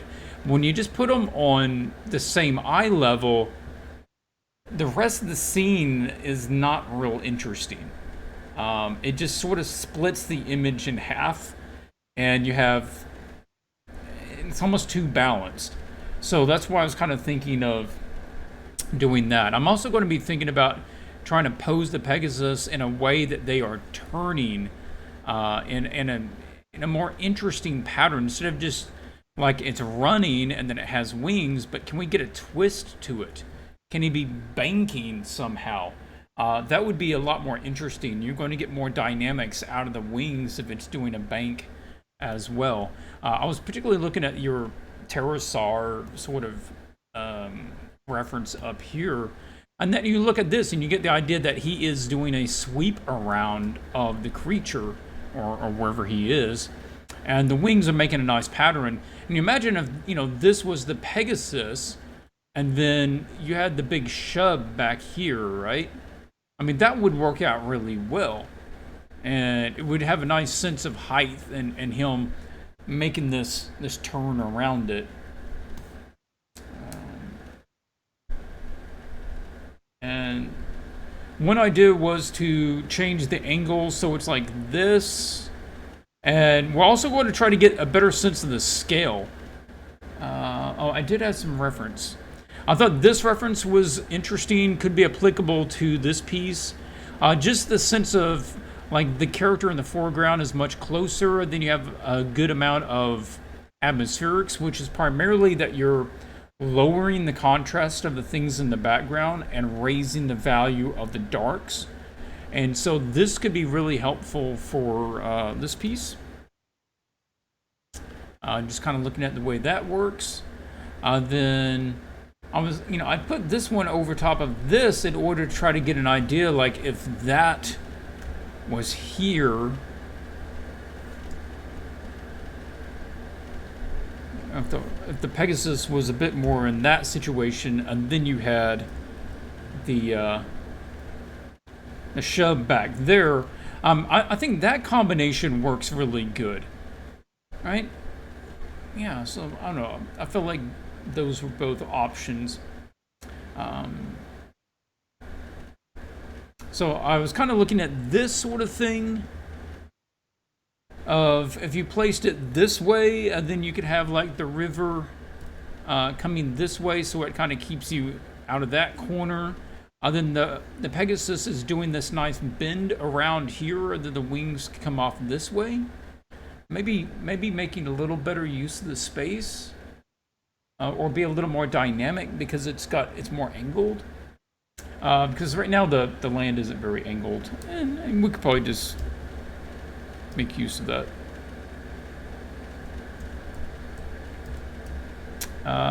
Then this was a different direction where I'm trying to get that the Pegasus, the Shub to feel a lot bigger. So you can see that here, right?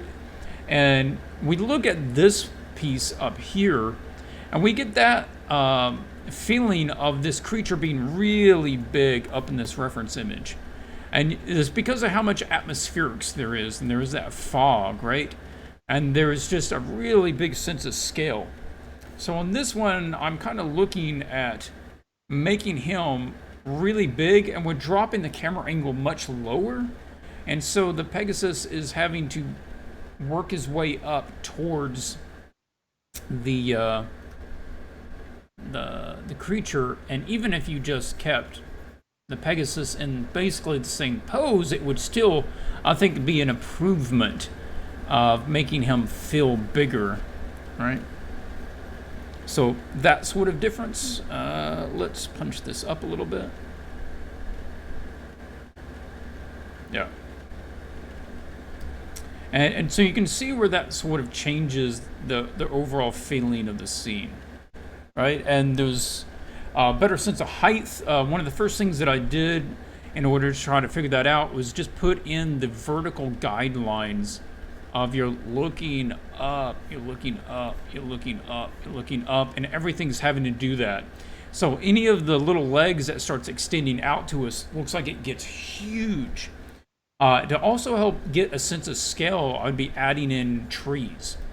So you've got these big conifer trees back here, but by the time they get down to the shub creature, the trees look tiny. So you're using that repeating pattern of trees to make the distance and the size of the shub feel more accurate or interesting. Yeah.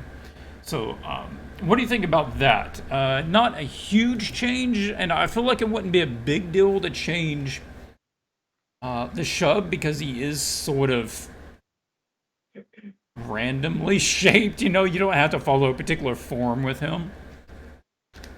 Yeah, it's cool. I really like the idea. I would never have come up with such a change myself. So it's really interesting to see what kind of different approaches there are in order to, bring this piece here to life. It's really cool. Would you still change the wing because it's so super? I feel like it's just one line between the tip of the wing until the part of the of his tail. I don't know what's it called in English. We have a different word for the tail of the horse. I don't know. I would change it. It's almost overly simple right now, and I still think you're going to get where it's basically an arm, right? It kind of comes up to an elbow thing or a hand, an overly large hand. You know, this, and then you're going to have that curve. Where you have that initial part here, and then you have the long ones sort of coming off of there. And, you know, on this side, I'm not sure exactly what you would have. You may have, like, it coming there and then looping back, in which case you have, like, the long feathers kind of doing this sort of thing. And that could be pretty cool if you want to do it that sort of direction. And visually, it makes him have a larger area, even though, you know, he's still small compared to the shub.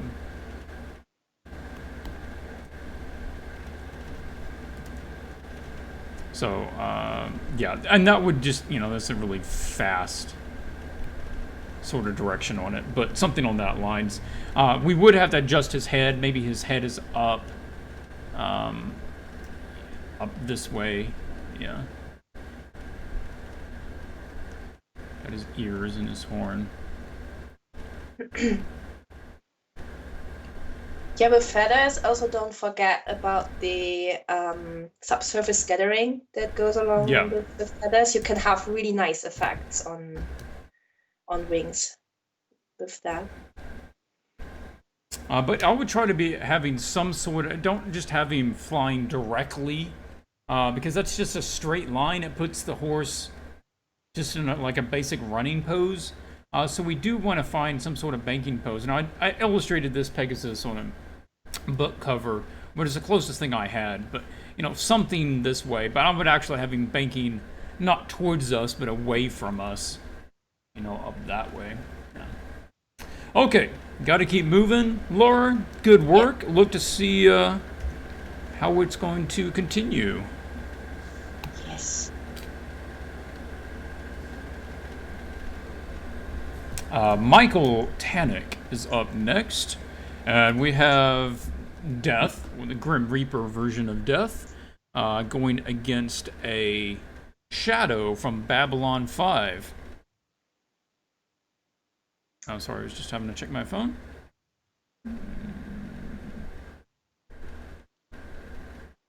Oh, sorry. Read that. Okay.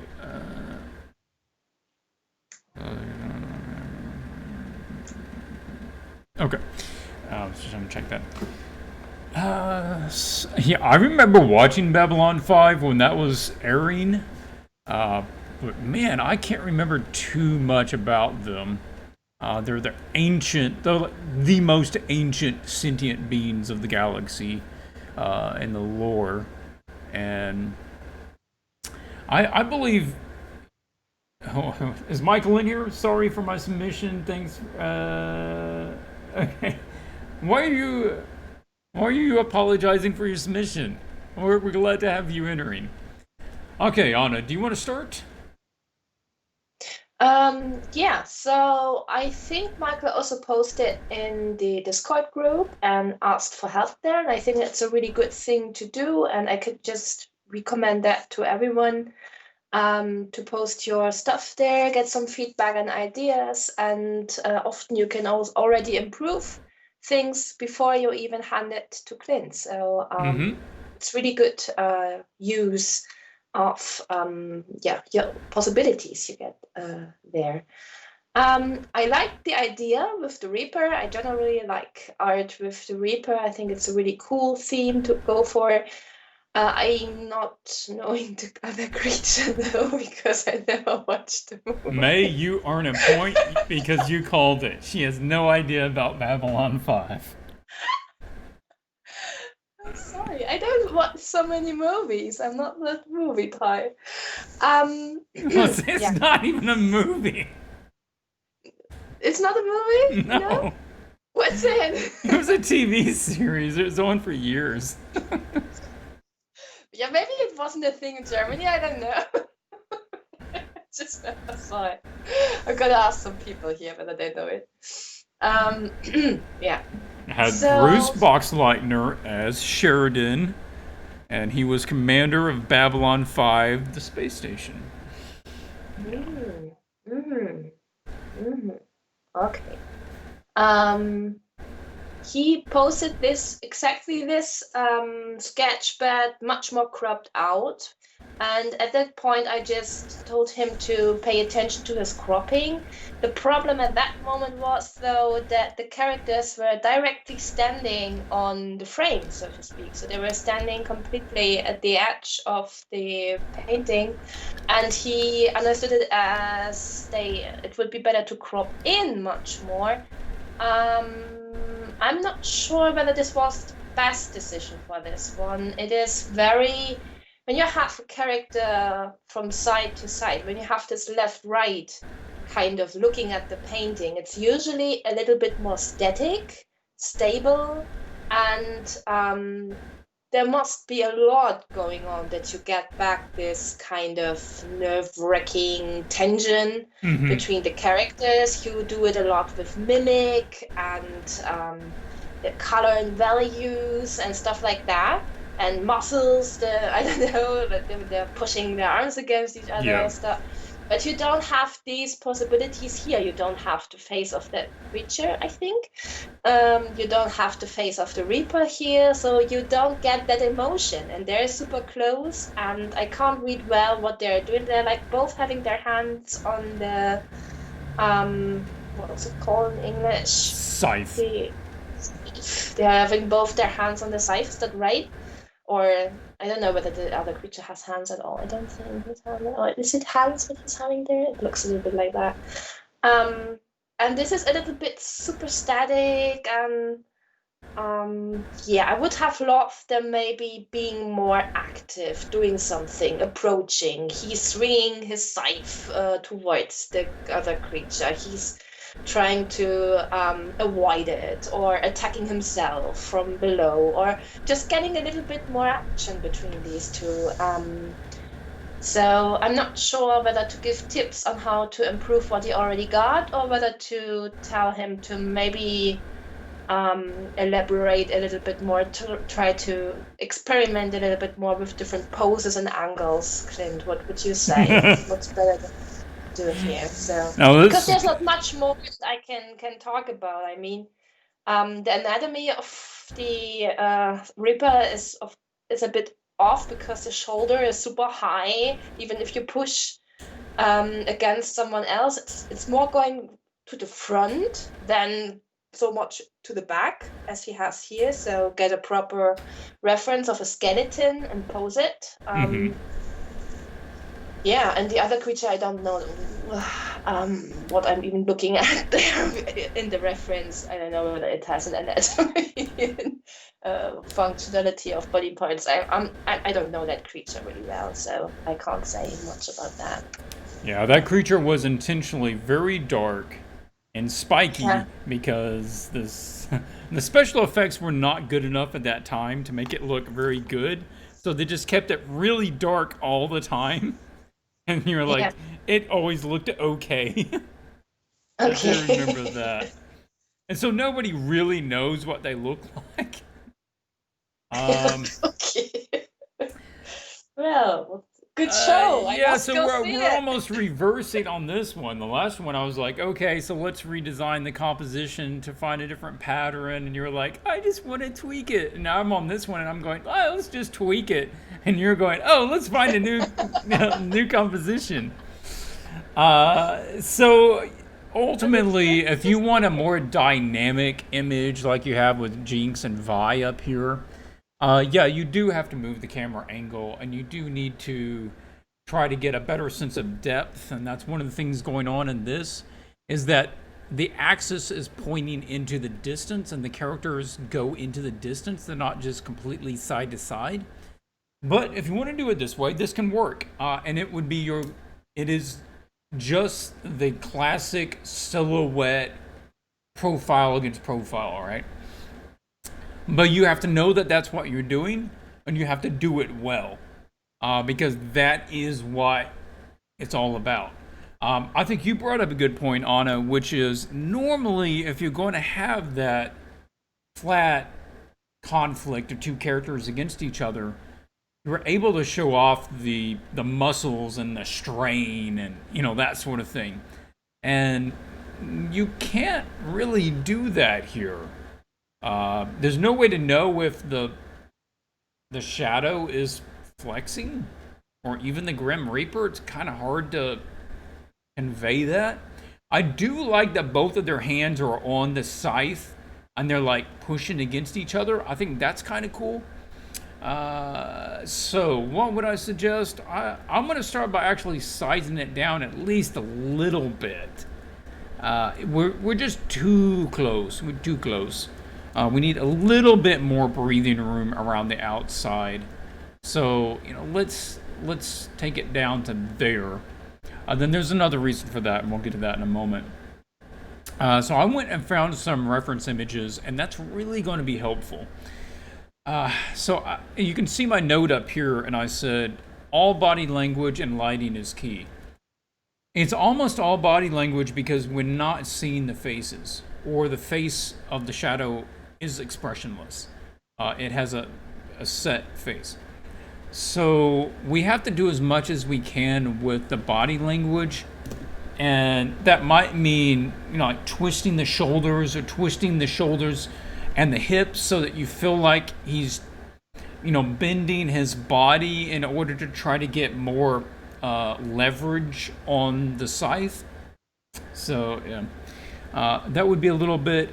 And I'm also going to consider actually pulling the hood back a little bit, or bending the hood in a way that we can actually get at least the lower half of the Grim Reaper's face. So this was an art piece. I don't know the name. I found it on, I think it was ArtStation. And so if we can just get like a piece of that visible, that's going to be really helpful. I maybe just had the hood that drops back maybe more on the other side, but part of the face is revealed from this side, and just have him like, he's really putting something into it. And we need to look up references for the way this fabric is going to work, right? Just to sell this fabric because it's so much fabric. And we want to make sure that we're following normal patterns and the way the fabrics fold. So that, and somebody did a 3D model of a shadow, and that was on ArtStation, I think. And so I went and grabbed that off. I don't think this was from the series. I think this is somebody that just made one. And so, but it looked like the most realistic version of a shadow that somebody has created. That one's from the show. So go out there and avail yourself of what they're doing. Not necessarily copy it, but look how they worked out the anatomy and see if you can, get any clues or extra ideas. Would be very helpful of kind of what the texturing would be. Because the original one, it's not bad, but it was like mid-90s TV quality 3D character. And so it was like really low polygons. It was not very complex. And you could probably expound on that design. So I'm going to suggest looking into that. Okay. I had this image. As far as lighting, I remembered, I saw this image and I was like, I know a way that they could light this and it would really work. And it would stay very dark. And that was this one. I don't know, or I don't remember who did this, but this is, I believe, the ring race. He did a concept of the ring race from Lord of the Rings. And check that out. Would that not be like really good for this piece right here? It would be really dark, but yet you've got like little gleams of light and the background is still dark. And this would be a really effective way of doing your scene. And so I'd suggest maybe just taking a screenshot of this and trying to mimic that look. One of the things that you'll notice that there is direct light, and everything that is a cast shadow or in shadow from that direct light is completely black. And then everything else sets in a mid-tone and is generally gray or dark brown. Yeah, that might be the person who did it. Dan, I don't know how you pronounce that name, but it might have been them, now that I'm thinking about it. So I'm going to think that way. And then my other idea was, what if we could expound on the characters a little bit? For one thing, the shadows anatomy has like all of these tentacle things in the background. Let's turn off Grim Reaper. So he's like got all of these things, and I don't think necessarily he needs to be using all of them to walk with. So what if he had like some of these that are I need to reverse that. What if some of these are he's holding them up, right, as if they're about to attack, and so they're in aggressive stance, and so he's bent them backwards so that he can have them to attack. And then that makes me think, well, what about the Grim Reaper? It would be nice if he had something that he was bringing into the action. And a thing that kind of came to my mind was actually inspired a little bit by this image. He has like all these straps and stuff. It's like, oh, that could be cool, but maybe chains, because like chains and death sort of go together, and you see that before. And so if there was like these chains and that kind of looped around his body, and it was just part of his character design, but then you had like he's almost like Spawn, right? He's just using the chains through his mind, right? And so you've got these chains that are like flying in to kind of attack the shadow or to try to bind it. And it's chains that have like those spikes on the sides of them, right? That would be cool. And so you've got You got these things that are kind of whipping around. And this gives them both these smaller sort of attack elements that they're going against the other one with. Yeah. And then again, kind of following that other lighting. So that's what I would consider doing with it if you're not going to completely reinvent how the scene is, broken down. And we need to find some good design there, and then that's where you can get the face in there.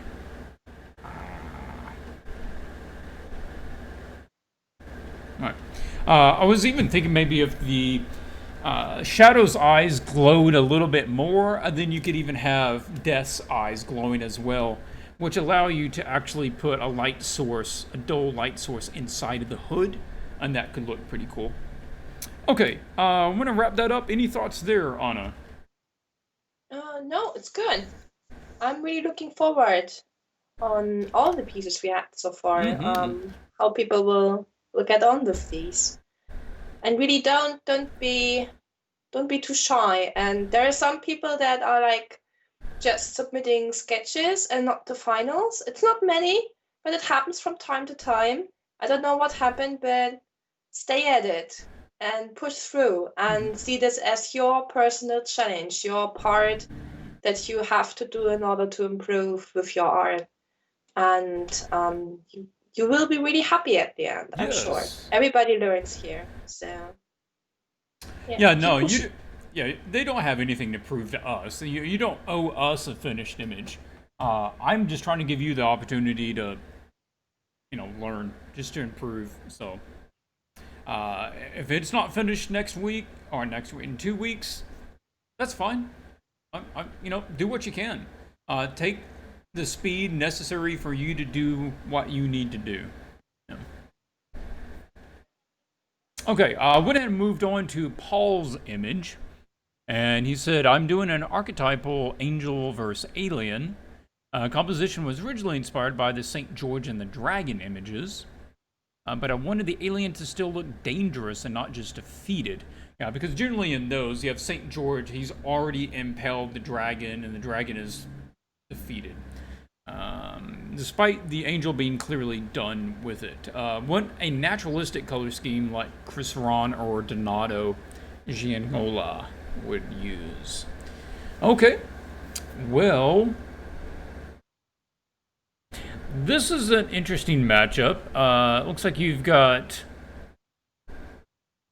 what's her name? Averson from Magic. It looks like Averson, and the Xenomorph. What were your thoughts here? Yeah, Xenomorph. Is it also alien or looks to me like exactly like the Predator before, but yeah. The movies are called Alien, but the creature itself is specifically it is called the Xenomorph, but people often just call it the Alien. Okay, good. I learned something today. Really good. So, I think it's a cool composition. Like the tail and the wings are used. That we are like guided around. Or your eyes are guided around the painting. The third also helps with our eyes to travel between both characters in circles. I think this is already really good.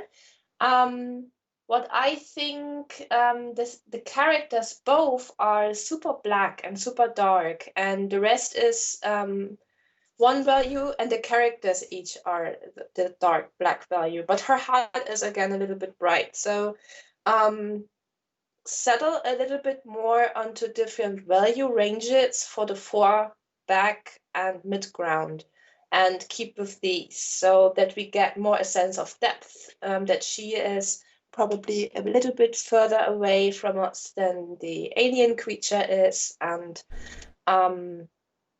you can show that a lot with value ranges, and also having both being very black. I don't know what is her normal color. Is it green? I see it in the card. Well, So she's a little bit brighter. yeah, that's Sigarda, I believe, the angel. But I think he's using the colors. I think he's actually using the white hair and the dark armor of the other angel, Averson. So I'm not sure what he's trying to stick to there. Okay.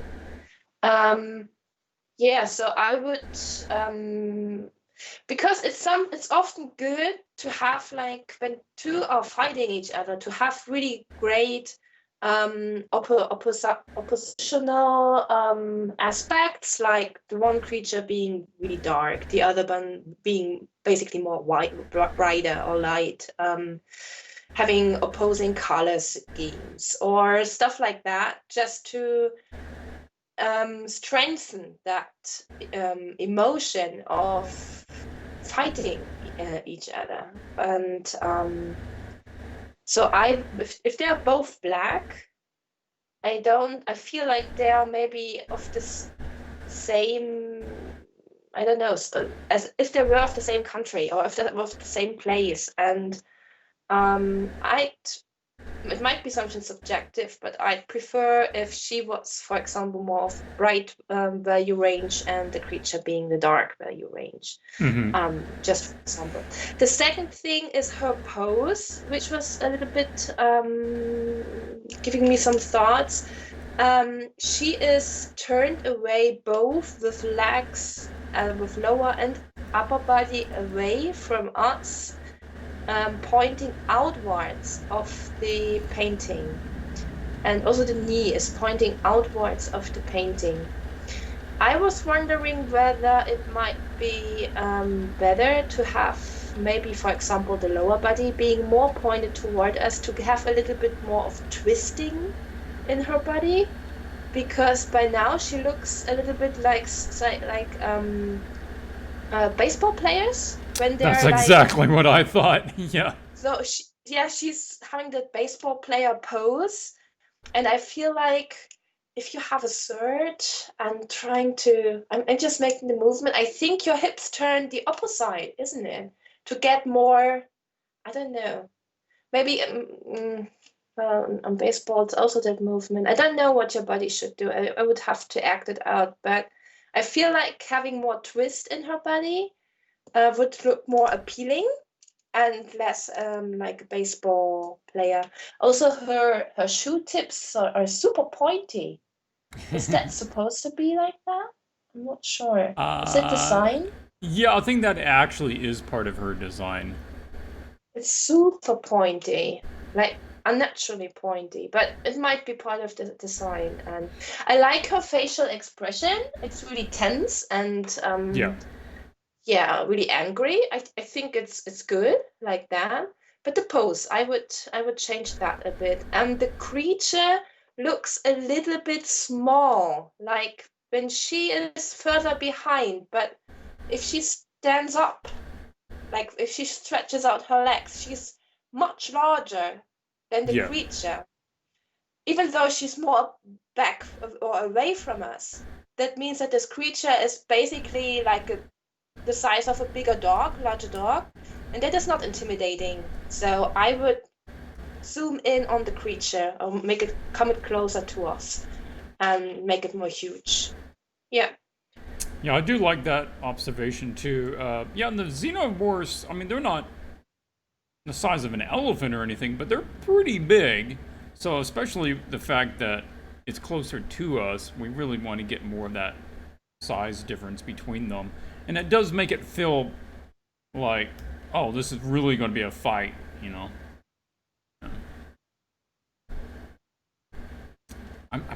Man, I don't know if I'm a fan of that hand. Because you're going to get a tangent so easily with that alien hand there. Yeah.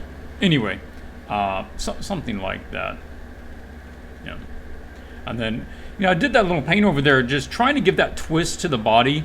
And you got to think about, you're using your lower body, and you move your lower body and your hips first in order to build tension. It's like getting a rubber band in your and then it wants to spring back. So she's about to use that twist of her body in order to drive the sword with a more, more power. So that would be one, and some other thoughts. I think somebody mentioned in the chat up here. Who is it? They said, "Oh, what if?" Oh, Kong Lee says, I say if they point the sword at him, I'd propose the angel holding the sword in a dagger hold, driving it down to the Xeno. Yeah, that was actually my thought originally as well, as if the sword was coming down, this way, and she's about to plunge it this sort of direction. And I'd done my original design sort of like that. When I was just working it originally, that the sword, is coming here, and the body is kind of turned this way, and then the xenomorph is coming up that way, and that can definitely work as well. But if we want to stick with this one because it's closer, then something else I was thinking is, I know that the alien isn't like a big jumpy creature, and it just kind of feels like, to me, it's a little ungrounded. It's just kind of doing this sort of thing. But I thought what would be really cool and be going along with the whole idea is if it was almost like on the top of a cathedral, and there's some sort of cross shape thing or whatever they use in MTG, the Averson symbol. And so, and that's like the peak of the building, and he's climbing up on top of this thing. And she's coming down because obviously it's up high in the sky anyway. And then, the lower legs can be grappling this thing. And then he's reaching off from there to the creature. And that could be cool. And you can maybe even have like the peaks of some other cathedral tips, off in the background as well. And it would just give a little context of the environment. For something like this, in the top of this, with something standing on it, you want to go look at the Hellboy covers. Look at the Hellboy covers by Mignola, and he has a lot of that same sort of design. Or also look at Daredevil covers. You'll probably find some ideas that are similar to that as well. I don't know why I crossed my L. There we go. Daredevil. I'm with you, Anna. The darkness of the angel character, because it almost doesn't even seem like angel versus dark creature, because they're both dark. I mean, it can still work, but I don't know. It makes me wonder. Makes me wonder if that's the best call. Okay, well, that was my thoughts on it. Anything else you want to say before we wrap this one? Nope. No? I think we're good. Oh, I did forget to say, on the Chris Ron Donato, one of the things that they do, if they have to use a bunch of different colors, is they don't fully saturate them all. So, like, if you look at the orange of the hair and you compare that, it is not fully saturated. It's sticking closer to the middle. Same thing with the green. Same thing with, the yellows. It's so light. The lighter you go, the more saturated it has to get.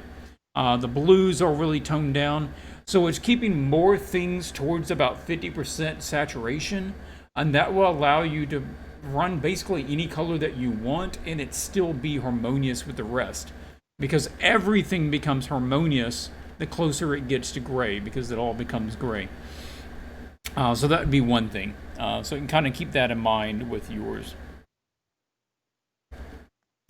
Okay, we'll wrap that. We've got 2 left. Hopefully it won't get too long. We're running over by a little bit, but I think we're covering some good stuff. Pius is up next. And no comments here, but we have, I assume, some sort of, I don't know if it's Jedi or Sith.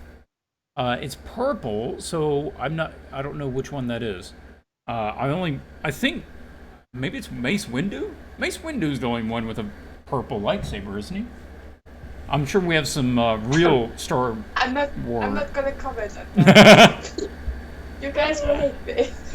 Yeah, I want to think that it was always red and blue and green, and then Lucas asked Jackson what color he wanted, and he was like, "I want purple," and it was Samuel Jackson, so he's like, "Okay, you get purple," even though that was never a thing. Okay, this is another one where it's the same sort of thing that we're grouping all of the information right there into a vertical on what needs to be more of a horizontal scene.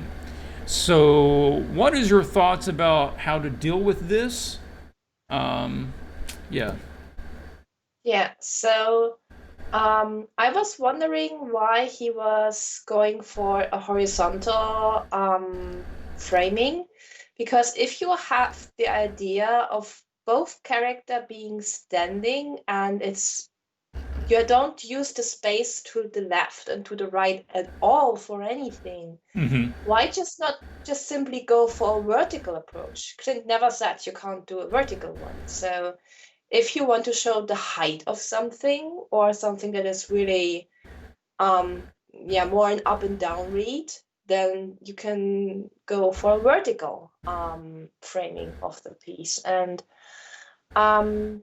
so I really like the cleanness, I don't know, clearance. What's this? I can say cleanness or Substantive. clarity. Yeah. Cleanness, clarity of the painting. It is well readable. It's a little bit dark.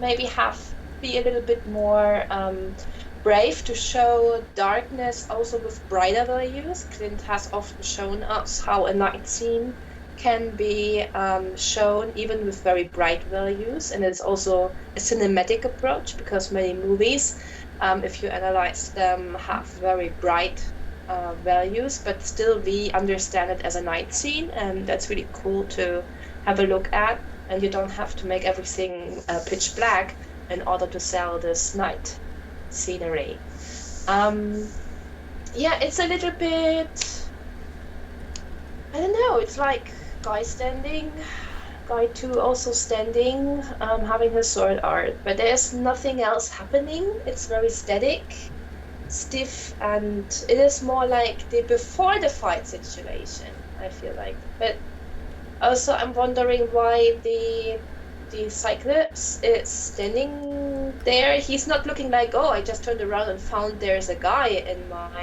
my place or something. He just stands like he was standing there the whole day waiting for this Sith guy, I don't know, Jedi, coming over and attacking him. There is just no storytelling, to make it short. I don't see that they're really about to have a good fight. I don't know. I'm missing something. It's not it's harsh to say, but it's for me not interesting to look at. They're standing there and looking at each other, but I don't feel the tense. I'm bad with nouns today. Intensity between those two. I don't feel this opposing feeling. It's calm. This painting is very calm, and for me that doesn't fit the outline. I imagine just something much more dynamic and more with action, and that's it for me. What do you think? Can we work with that, or should he try something else? What do you think?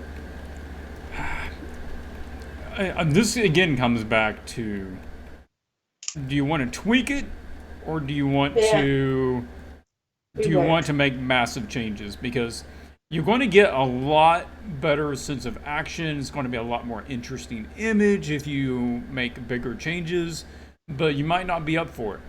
And I get that, and sometimes you're not. And I'm that way too. Sometimes, like, I could probably get 10% more if I completely rehauled it. But man, just not today, you know? And so, yeah, that's your call. I'm just looking at, if you do a vertical, but this runs into the same thing that we had on the other one where I talked about the character's arm being inside of the predator's silhouette. And the same thing is happening here that the two characters are inside of each other's silhouette, or the purple dude's inside of the other guy's silhouette. Whereas if you had just even got one and moved him to the side, then we've got two different silhouettes reading, and that can work a bit better. We're also just not getting a size out of him, so I'm going to assume that you're going to rework this some. And if you want to do vertical, that's fine. Vertical's fine. But there's still things that we need to do. One is we've got to get the Cyclops into an action pose. We've got to get him moving towards, lumbering towards the Jedi. He needs to be picking up a boulder, and he's about to slam it down, or he's got a tree trunk, or he's reaching just to grab him, anything like that. And we also want to buff the heck out of him, ogre style, right? We're just going to make this dude massive. Right now we have basically a normal humanoid. But if we look at like the anatomy of that Minotaur, his chest is just impossibly huge. And he basically has no neck. He's just so big. And I think Cyclopses are probably going to be more this way. They're far more ogreish. So, see if we can't just punch him up into a different sort of kind of physique where he's just so big, and make him in some sort of lumbering pose where he's again creating a depth. Something's one hand's coming forward, one hand's going back, that sort of thing. We want that distance. As far as this guy, again, this is the idea of, okay, I'm in my robes, I'm holding my saber, I'm getting ready. Okay, I don't have any problem with that, but again, turn the body so it's more like 3/4, that he's got the saber out in front of him, or he's got his hand out in front of him and the saber is going behind him. But something, let's get an angle on it. Let's get an angle where the body is doing this sort of thing and the head is turned, then the arm is coming behind him like this, then the saber's coming out, then that other arm is coming up in front of him, right? So you've got more of that sort of thing going on, and that's going to give us a turn, and we can consider actually adding some movement to it by having like the cloak billowing out this way. Then that gives us a little more form of what his body is doing, right? So some little tweaks there would even get you a lot more out of that pose. And then we want this guy maybe even bigger, right? And he's up here. And he's got these massive traps, right? He's got these little ogre ears. And his chest is massive, right? Like this. And then his hand is coming down. Big ogre hand. Like that.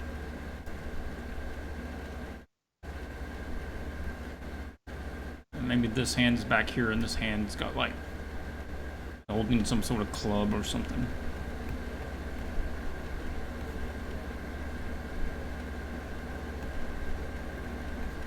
See, a bit more that way.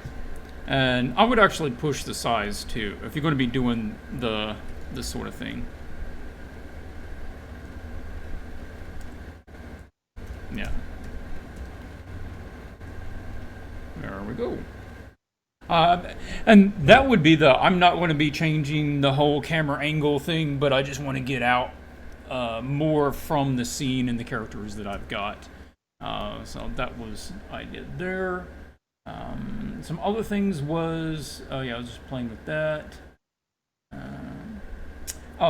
This I can see being the same here too. Playing off of the same image from the inspiration images because of the size difference, right? Because the creature back here is really, really big. Then you have a human creature here for the foreground. And what if this was Mace Windu, right? But instead of a hand right here, you've got the saber. And he's got a saber coming across here. Like that, right? And basically this pose coming back here, hands grabbing the saber hilt. And then the legs can be about like that, and then what? He's got the Jedi cloak flowing behind him like this. Wow, that's cool. And check that out, right? And you've got the legs coming off. So you can use a lot of that pose. It's not the exact same pose, but it's using a lot of the same elements. Boom, and then we actually get to see the side of his face, which would be really cool. Then you've got the ogre back here. Not the same anatomy necessarily, but he could be like super beefy, more like the Hulk, right? He's got some sort of weapon that he's holding here, and maybe this hand is coming forwards. Again, if you have like the fingers are reaching out and they're bigger than he is, just one of the fingers. Then you've got something going on in the scene in the background, and I like the idea that the whole ground is breaking up around him. He's causing pillars to break and all kinds of stuff. Yeah. Okay, well, that was a whole slew of ideas. Anything there you want to comment on? Yeah, so it's the same thing we said earlier with you don't have to invent a new compositions because there are many fighting compositions, and tracing over something like this just to get like a general pose or composition idea is not considered stealing. You can do that. You don't, of course, don't copy everything exactly like it is, but use it as a start point, and it gives you a lot of orientation. And don't be afraid to do that. Yeah, somebody mentioned, Hulk charging, you get pretty much the same image. Yeah, look for anything where the Hulk is fighting a smaller character, like Hulk versus Spider-Man, a Hulk versus Wolverine. And those artists will have had to work out a bunch of scenes where it was a small guy versus a big guy. And see if you can't find some camera angles or something like that. And like this, I mean, what I said at the beginning is there's only so many good ways to lay out two characters going against each other. And I don't know offhand who did this art piece, but this was not the first person who used this composition. They were not the first person to use this sort of camera angle and pose. I guarantee you. If they were the 100th person, I would be surprised. So you don't want to use the same character design. You don't want to use all the same lighting. You want to use, But by the time that you would even switch Vi out for Mace Windu and switched the Golem out for a Cyclops and switch the environment out to an indoor scene, you pretty much have an entirely new scene. There's just not a lot of holdover there. Okay, let's wrap that. Last one up is Tim.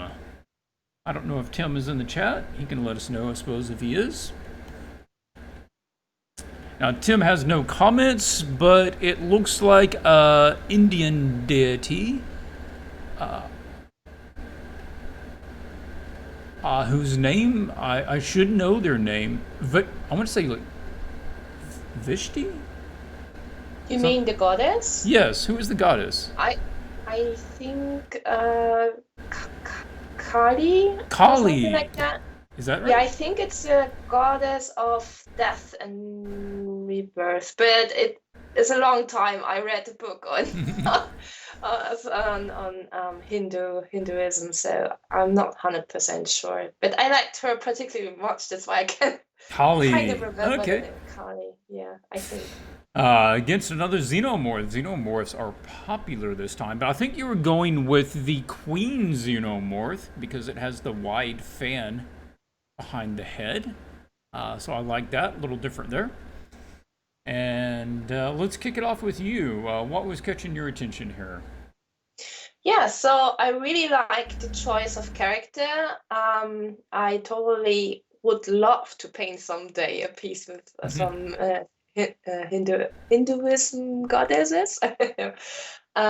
So I really like the idea, and also her face, and it's very very funny. But is it supposed to be funny? Is directly my next question. I like the value studies on the right. I think he did them really well. Yes. And if I had to pick, I like the first one pretty much. But this is just my personal opinion. For Kali herself, I feel like she's not behaving realistically. So if I have many arms with weapons, I'd not just hold them up and jump towards someone. I would point them at the creature trying to stab it.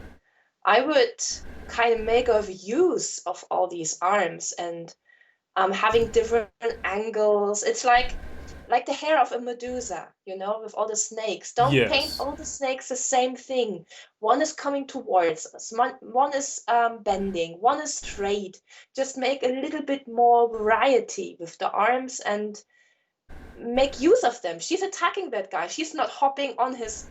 Now it looks like she's just hopping on his back and not attacking him really. So make use of that. I don't know what the hat, whether was a symbol that has to be is to connect with her, with like the dead guy she's holding, but it doesn't make sense for the scene. So I don't know whether we have to stick with that.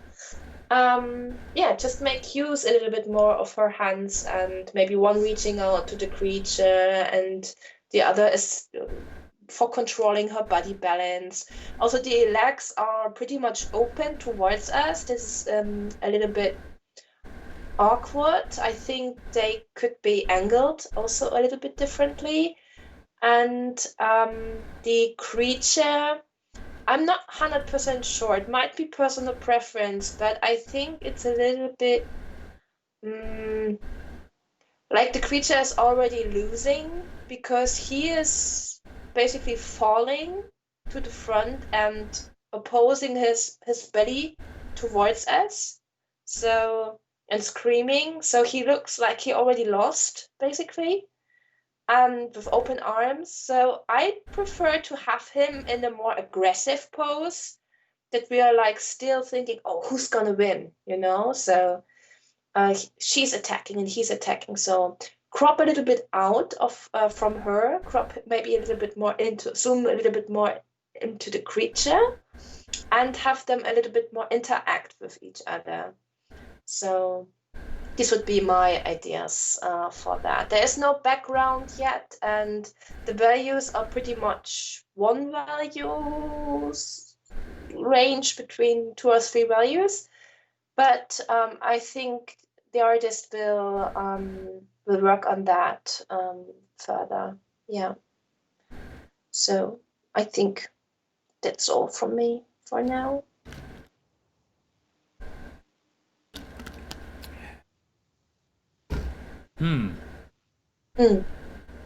I guess I'm the good cop this time.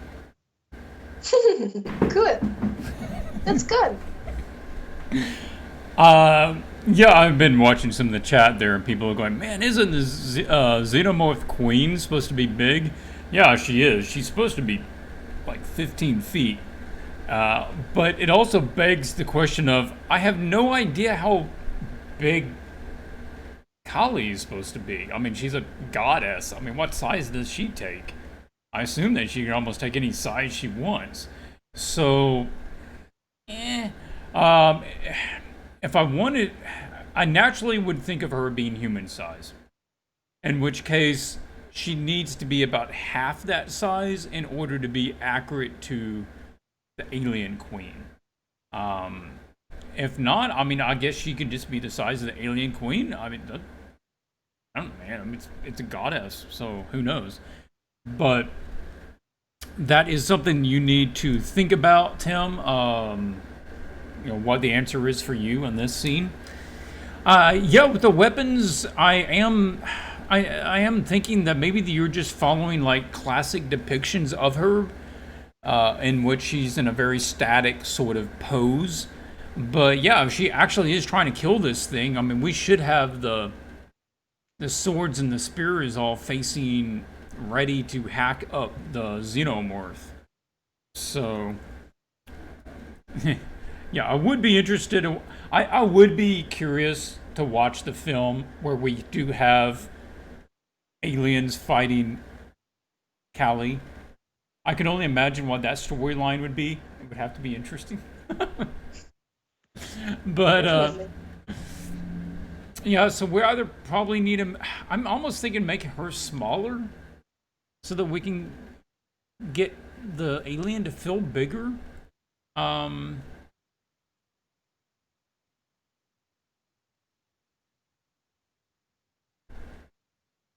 Yeah, it's just when the she is so large and the creature is so small and she's already on top and the creature is already throwing its arms out. It's just decided, and it would be cool to have a fight scene where we don't know who's gonna win. I mean, you changed the composition so that we even thought the Pegasus has a chance against that tree creature. So that's just cool, that you don't know who's gonna win. And here I don't see that, It looks like mhm. she's bumping his head with her knee and that's it. It's gonna be knocked out and she's so huge, he's gonna be knocked out by just by her knee, you know? Man, I mean, the thing is, if it was me, I'm gonna treat it a bit more like she's almost more DFD, more angel, where instead of looking down on her at that angle, we're gonna be looking up at her. She's gonna be all regal and just like, I am so above this Yeah. dull creature, right? And she's going to be here and she's barely going to be phased by this thing, and all of her arms are going to be out here. And you're going to have that. I'm with you, the value study one. You have that basically angelic light, kind of heavenly light beaming out from around her like this. And then you've got the queen alien that is coming up this way. It's not, Vashti isn't attacking its back. It's going to be attacking it head on. So the alien queen, its head's going to be going this way, and its back is going to be this way. So you have like the flutes of its back doing this sort of thing, and then you have its tail kind of whipping around that way, and then you have the arms kind of doing this sort of thing. You probably wouldn't see that one. But I'm thinking that would be a better use. You've got this loop back up to the, I guess you get the open mouth, the double mouth thing, yeah. You'd have this loop back up to Vashti. So Vashti's basically using a combined radial pattern of arms plus the radial pattern of the light coming out from behind her. And then you've got this dark shape of the alien coming out. I mean, if it was me, that's more what I'm thinking. Otherwise, it just feels a little flat. You're not really looking up. You're not really looking down. And it doesn't feel like the alien is necessarily in a even place of power. Yeah.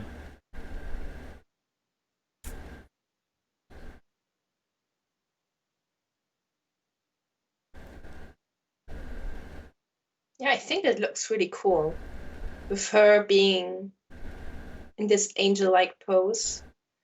It looks more regal and more, yeah, intimidating. because now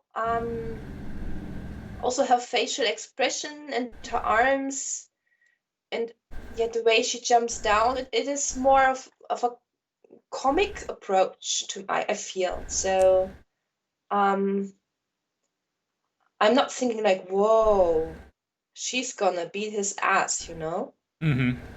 She's Or more like, oh, that's cool, it's funny, or something like that. So, but or you change it up so that you have like multiple aliens, and so you have the queen there, but then you have the normal xenomorphs are all climbing up around her, right? And so you've got this horde of aliens led by the mother. And then you're going, oh, okay, well, if you have to fight the whole brood, then that's got to be a bit more of an even fight. Yeah. Okay, well, there is our thoughts. Tim, hopefully you got something out of that and give you some ideas moving forwards. Um, yeah. yeah, and I really like the Value Study one. It's really cool, Yeah. like having that light behind from behind her. So I'd keep with that idea, even if you change it as much as Clint proposed. I really like this lighting. It's cool. Yeah. Yeah, I don't see any Yeah. different, any real reason to change that. Just look for getting those nice, shiny, kind of reflection highlights off of the alien because they have that jet black sort of obsidian exoskeleton. It's really cool. Yeah. And add Okay. a soft secondary light source to Yeah. again let us see the forms. But he already tried that with the creature. I think he was going to do that anyway. So, but just as a reminder. Yeah, and if you haven't looked at the image of Doctor Strange when he's fighting Thanos, that he does his thousand lotus stance or whatever, then it's going to be similar to that. So take a look at that and see if that might not give you a little idea about how to pose it and light it, that sort of thing. Okay.